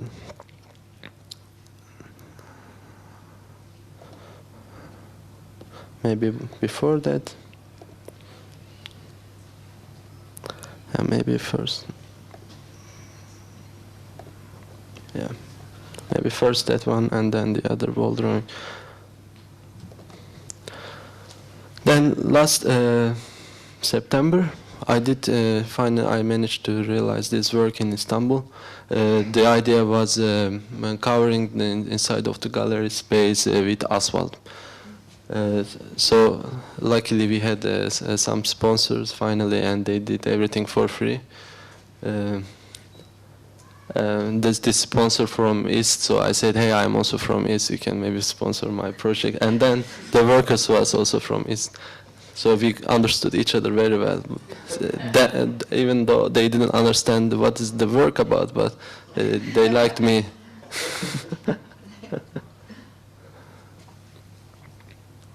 So that's the process of the work. Actually, at the end, there was nothing in the gallery space. Well, I call this space gallery. It's a weird neighborhood. You cannot imagine there is a gallery there. But nowadays we can call it a gallery. But it was one of the venue of 90 Istanbul Biennial. So it's they discovered this building, Charles and Mr. Vasif, and nowadays it's turning into an institution. And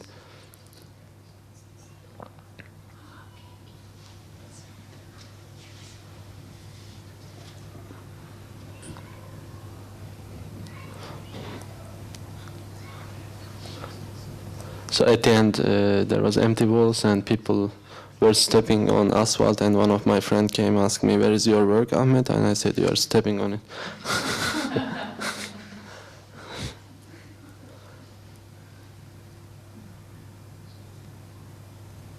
And there was yeah, we can read this work in different ways, connected with conceptualism or minimalism in the 70s, 60s, but at the same time, for me, geographically or there, it has much more strongly has this ideological meaning.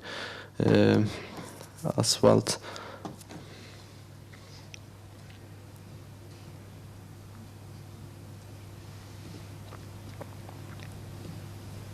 But just before this work, I did another wall drawing in Amsterdam last April. That was a wall drawing about this police panzer, which you can find it easily in the centers of the cities in Turkey. This machine is kind of big than necessary. So it's really represent the paranoia of this authority, power. They really feel like they should show how strong they are. So they put these big machines, I can call it tongue, or really big, maybe whatever. But the idea is that kind of cars, it's meant to be on difficult landscapes, not on in the center of the cities. The way of the why they produce it with the big wheels, because it's not meant to be on asphalt. And I did a bit search about that, and I found that many accidents happened just because of policemen was trying to go a little bit faster than very slow. Then it immediately turned upside down, this machine, and there was many accidents and many police dead because of that, because it's totally useless. Then after I had this idea to make this upside down wall drawing.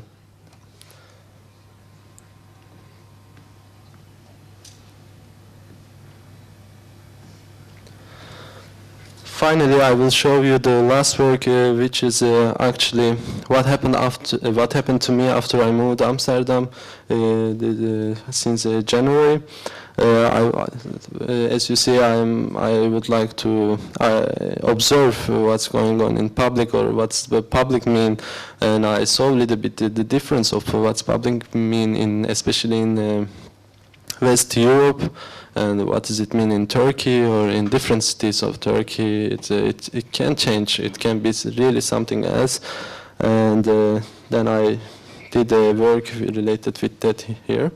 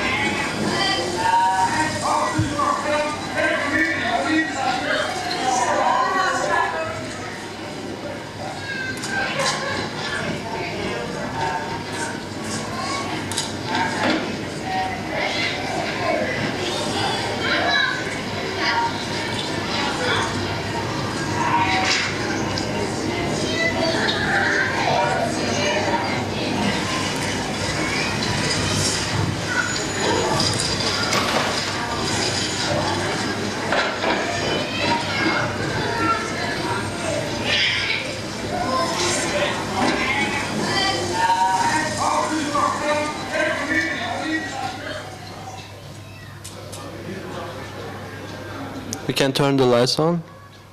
So that was the last work I wanted to show. So thanks for listening. If is there any questions?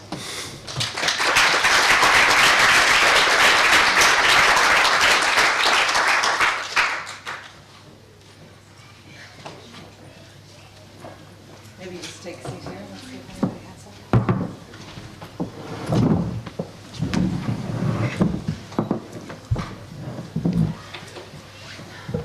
Thank you, Ahmet. That was really that piece is extraordinary. I think on so many levels in terms of what you can invent. Oh, God! And I said something really clever too. You can't hear it now. It's something private.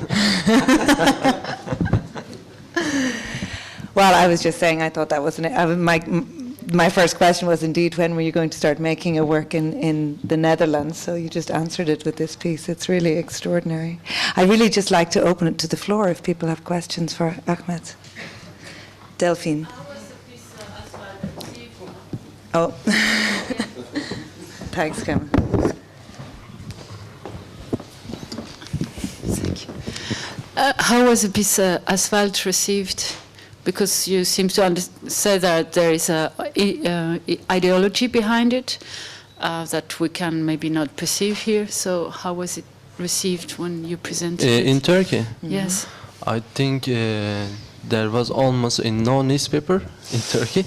We did this exhibition, and there was almost no reaction yet.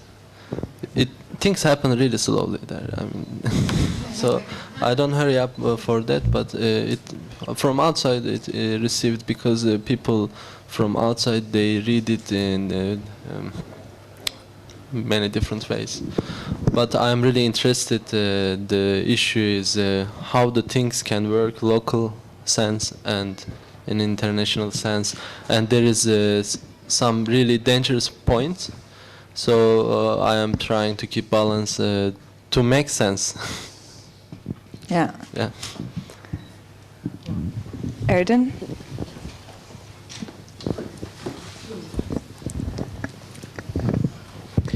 You say at the start that one of the leitmotifs of your works have been the concept of road, to be on the road. Yeah. And then you have your personality have also, artistic career have been on the road. And I can trace this kind of changes you have been through. Let's say your collaborations in the prior to the year 2005 with people, and then how this mature voice in your career came up, and also how you somehow, which is also interesting for me, to completely gave up your quite skills for the manual labor. A lot of people, I think, have exploited you for that reason. Yeah. But in some of your previous works, this manual kind of labor skills came forward, whereas in these pieces you have shown, other than the reversed panzer and perhaps also the painted tank, it was not visible. And also, there's also a change in the geography, and then how, let's say, how do you relate to these points of departure? How do you relate to, let's say, to the city? I'm asking this because you started the talk with that. How do you relate yourself, for example, to the point of departure, let's say the city of Diyarbakir, in which there has been recently a kind of emergence of a coherent artistic discourse and a certain aesthetics even. Do you think attached to this kind of art practice that has been exhibited and produced in Diyarbakir, or how it changed in time, and then how, for example, this last piece, for me, it's like a kind of complete departure from it. Whereas, like the guys playing in Fikirtepe football was somehow kind of close to this aesthetics. How do you feel like where you're heading to? Well, it's not a new story, the skills issue. In the first school, I had the one who had skill with the drawing, and in the painting lessons we had to draw Atatürk, and I had to draw all the schools, all the classes, the other guys' Atatürk drawings, and not only mine. So I spent my first school like that. Then in the high school or director, it was a fine art high school in my town the first, and I was the fourth season generation, like fourth year, like so it was just started a fine art high school there, and our director had very good relationship with the military there nearby to the school, and then they were ordering him just some more Atatürk portraits or some portraits of the commanders themselves, you know. I don't know how many commanders' drawings I did without knowing them, because of my or the director of the school asked me if I can do that, and of course I was the person never say no, and never look for another reason behind of it. So I was keeping doing that. But when the time came that I told myself maybe you have to use that, and the similar thing happened with the collaborations, so that kind of thing. So maybe I realized that I have to give up something to be able to create another way, still be able to produce, not only use these skills. So that was related with that. But I see I'm changing, so I said I moved, I saw Europe in 2004, so it's only 4 years, but now this time period for me, it's, I feel like longer than the previous part, which is much in fact, much more longer than this part. Like, if I spent 19 years in my town, like, let me calculate, whatever. In my own hometown 18 years, and then 4 years in Ankara, and then few years in Istanbul and here, and since 2004. So this the reality of the time or experience or the position what we are in, it is something is fiction, like a fiction. So the position what I am in now, it was a fiction before when I was there, but now I have a feeling my position was in my town, which I spent more years. It was a fiction because now the reality quite different, the circumstances are quite different, or people.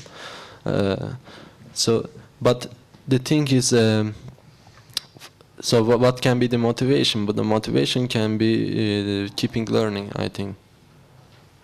And by the time I saw that whenever I say I am Kurdish, or then I immediately my practice and my position immediately can be. There's a possibility. I create a possibility to the other. Create a possibility that they can manipulate. I cannot control that. So this is the sensitive part which related with my past, but I have to think about the future. So, but future not so that's this time including past, now and future as well. So I shouldn't forget about future as well. So this is really kind of balance I have to deal with that on top of my art practice. Thank you. Charles, you had a question? Oh no, okay, sorry. Okay, there's two. Rael here and then one at the back. Sorry for my complicated English. Thank you. I'm trying my best. Thank you for showing your videos, but I heard that you just had a book presentation in London. Maybe you could tell a little bit about your books as well. Yeah, that's so much, because I'm so much thing I already showed. So I thought maybe just stopping in there is much better. But the book it was about recent history in Turkey after 60s. So I picked up some stories for this book. So I how can I say? I try to create a historical line from my point of view, which is which are based on real stories, but at the end, when you see them together, then it looks like fiction of the recent history of Turkey, but based on real stories. And there is also some certain really serious political stories in it, in the book. So I certainly put in between of these funny everyday life stories, ordinary stories, which I think I have to point if I'm talking about history. So is it fictional story? So does it take the form of something that looks like a kind of short story book, or it's fragments? It's like this cliche thing. It's like in the newspapers, this today history parts. Okay. Usually you see an illustration and a short story about this landmark, what happened in the history, which we have to know. But in my book, there are many stories which we don't have to know, we wouldn't know, but it refers the situation, what was going on in Turkey. Like it can be social life, how technology adapted, how modernization get reflection, or how they understood modernization, or that all those things, society. So it gave us some clues about all those structures. There's a question at the back there, I think. Yeah, maybe to bring some words by Bava and maybe relating it to the last video you showed. Yesterday he was suggesting that heritage was, let's say, a violent gesture because it renders the possibility of other forms of constructing identity, seeing that heritage is indeed violent in that sense. Your video, the back shows, let's say, the canon and the structure that portrays and exhibits what could be the heritage of a nation, as the Rijksmuseum is. Correct me if I'm wrong. Can you ask much more simple way? The same thing. All right, like that I could understand. Could you relate the Rijksmuseum? Yeah. And this is when I say correct my Dutch, Rijks being goods like the goods of the nation, and the words that you chose to portray it with the I'm Amsterdam. Okay, I understood something, so I will understand at least what I could be able to understand. So I like also this missing information between then the information was coming from there to this direction. There was a speed problem for me, but the location of this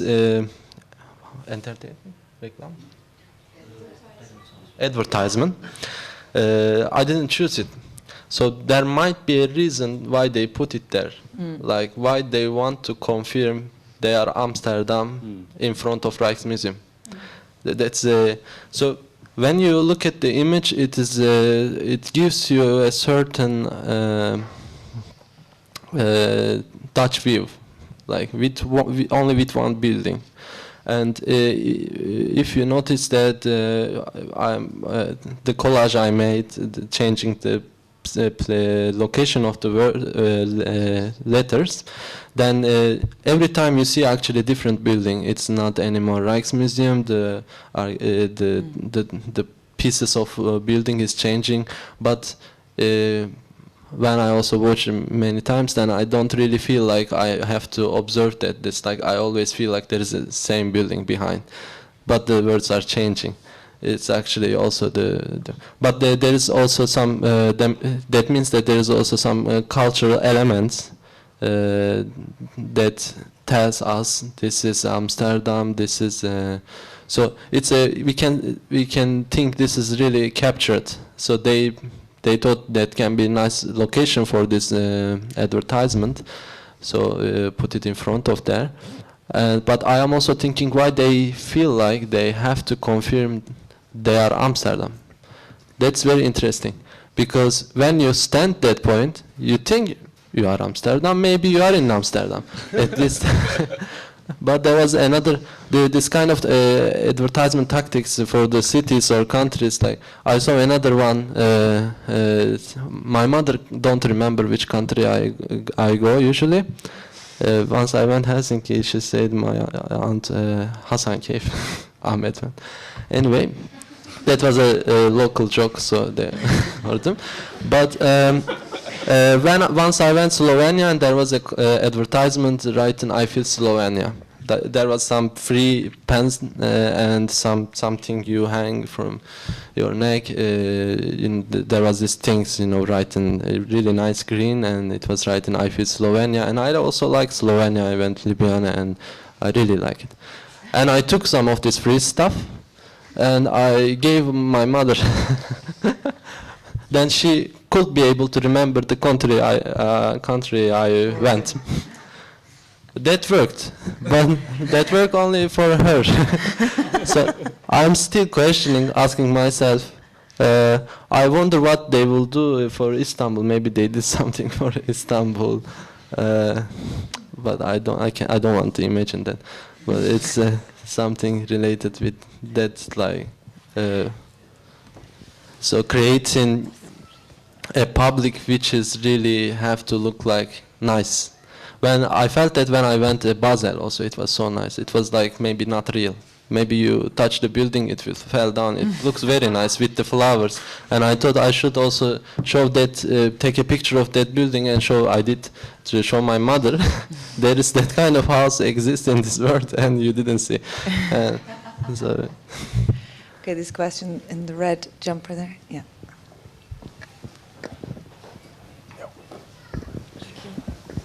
Hi. I want to ask you about, because we got some lecture from Erdem before, and he was telling about the political situation in Turkey. And I want to know if you can talk a bit about the colors of the car that you choose, because the car fair is red car. Like I don't know if it has something to do with the flag of Turkey, because then you make it yellow.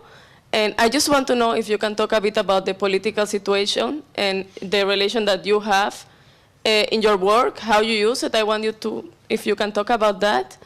And I'm not sure if it was you that made this performance with the soldier, because you didn't show it. I don't know. Was it him? No, I was acting for another artist. It wasn't me. No? The work. He was in the photograph, but it wasn't his work. Yeah, I just had him because he wanted to take pictures. Okay. And I act for him. Okay. It was dangerous. But huh? Yeah, I can start with this T-shirt about the color issue. How a single color can be really dangerous. Why we have to think a color can be really dangerous? In my country, they think it's dangerous. It's very weird. Because, for example, this T-shirt is from Catalan. And they have this color and this symbol which nobody would take as a symbol of themselves in my country, the donkey. And I liked it, I bought it. And I was wearing in the touristic side of Turkey, and there was one guy, like server, he asked me, hey, what do you mean? Do you mean Galatasaray is donkey? But Galatasaray is a football team in Turkey, and if you put donkey on the colors of Galatasaray, they think you mean Galatasaray is donkey. It's not Catalan. So this, I don't really choose the red color because I found I would be able to find only this car. If I could have find another car, I could have used it. It's not about my father had a Ford Escort which produced in 1969. We were using in 2000s, like the recent years. Like it was really old car. It was red, but it's not related with that. It's just I could be able to find the red car, and I'm really trying to avoid this because the meaning of this make it kind of icon of these colors, because also the turn making this taxi in the beginning, everybody thinks all the yellow cars are taxi in Turkey. because all the cars has to be yellow, just because of that. So in another country, cars are not taxis are not yellow. In Barcelona, only one door is yellow and the rest is black. But in Turkey, they think it's like whenever they see, they try to stop a yellow car because they think it's a taxi. But hey, wait a minute, maybe there is a writing on taxi or something. So I am trying to avoid this, but sometimes it's happened like that. So also the guys pushing the car, they all look like socialists. But I also be able to find those guys. They really look like, I don't know. They were the students, also my brothers, which I could collect that much. Yeah. But just like the individual in this red car, which I connect to the flag from Turkey, and then all these people pushing, that would be the people. So so that's how I thought. I didn't thought it in a communist sense. Yeah, this Turkish flag. But it's like, no, I was trying to focus on why this, are they idiot to push that much people pushing one car, or is there another reason why they can, it's like I related myself, No, that was fiction, everything fiction. Yeah, but okay, that happened to my father's car, but that was not part of the video.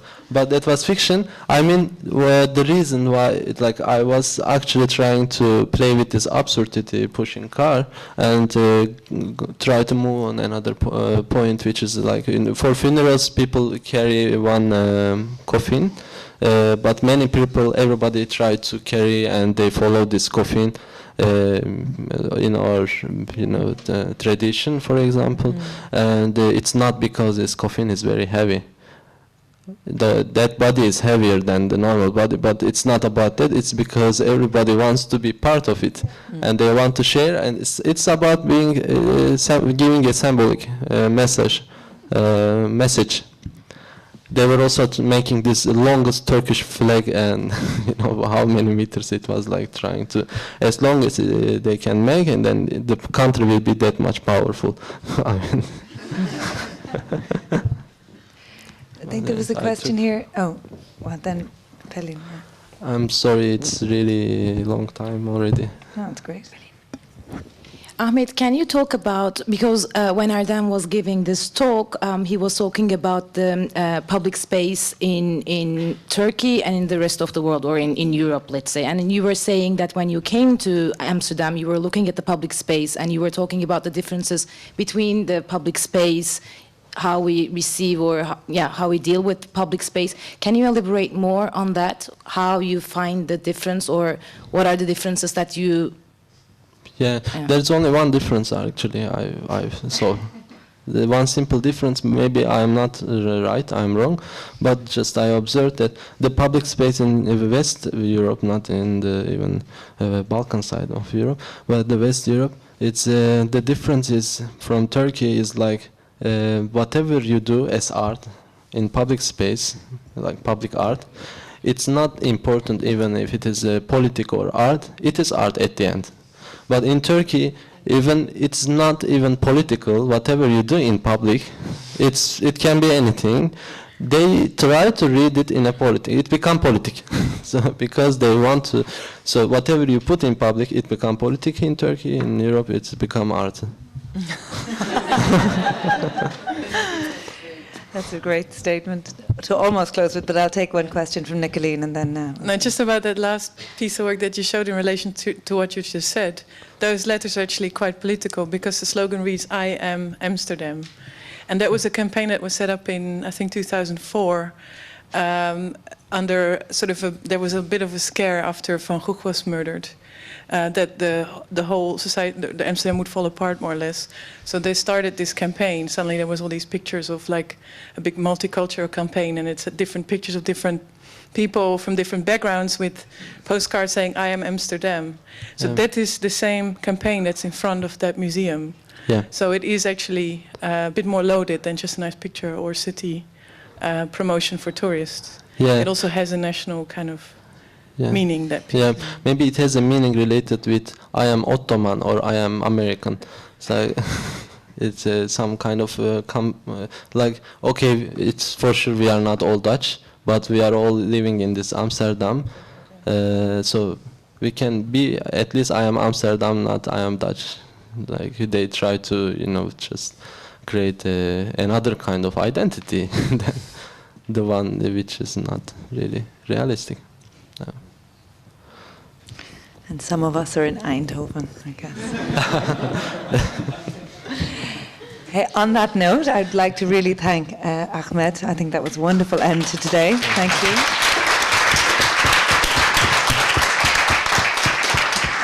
As you've gathered, the restaurant is full of people, but there are drinks available in the tent. So if you can, I think the heaters are on, so it's not too cold. But please join us for a drink. Just oh, yeah. Can you hand me that? And there is also dinner for the participants and for our speakers in the Kanaalstraat tonight, and it's part of a project called Mixed Maaltijd by Harold Schouten, so you're all welcome to come to that as well. And I have, that is at, it says it's at 5, so we're late already, but I guess we'll get there for 6 or 6:30.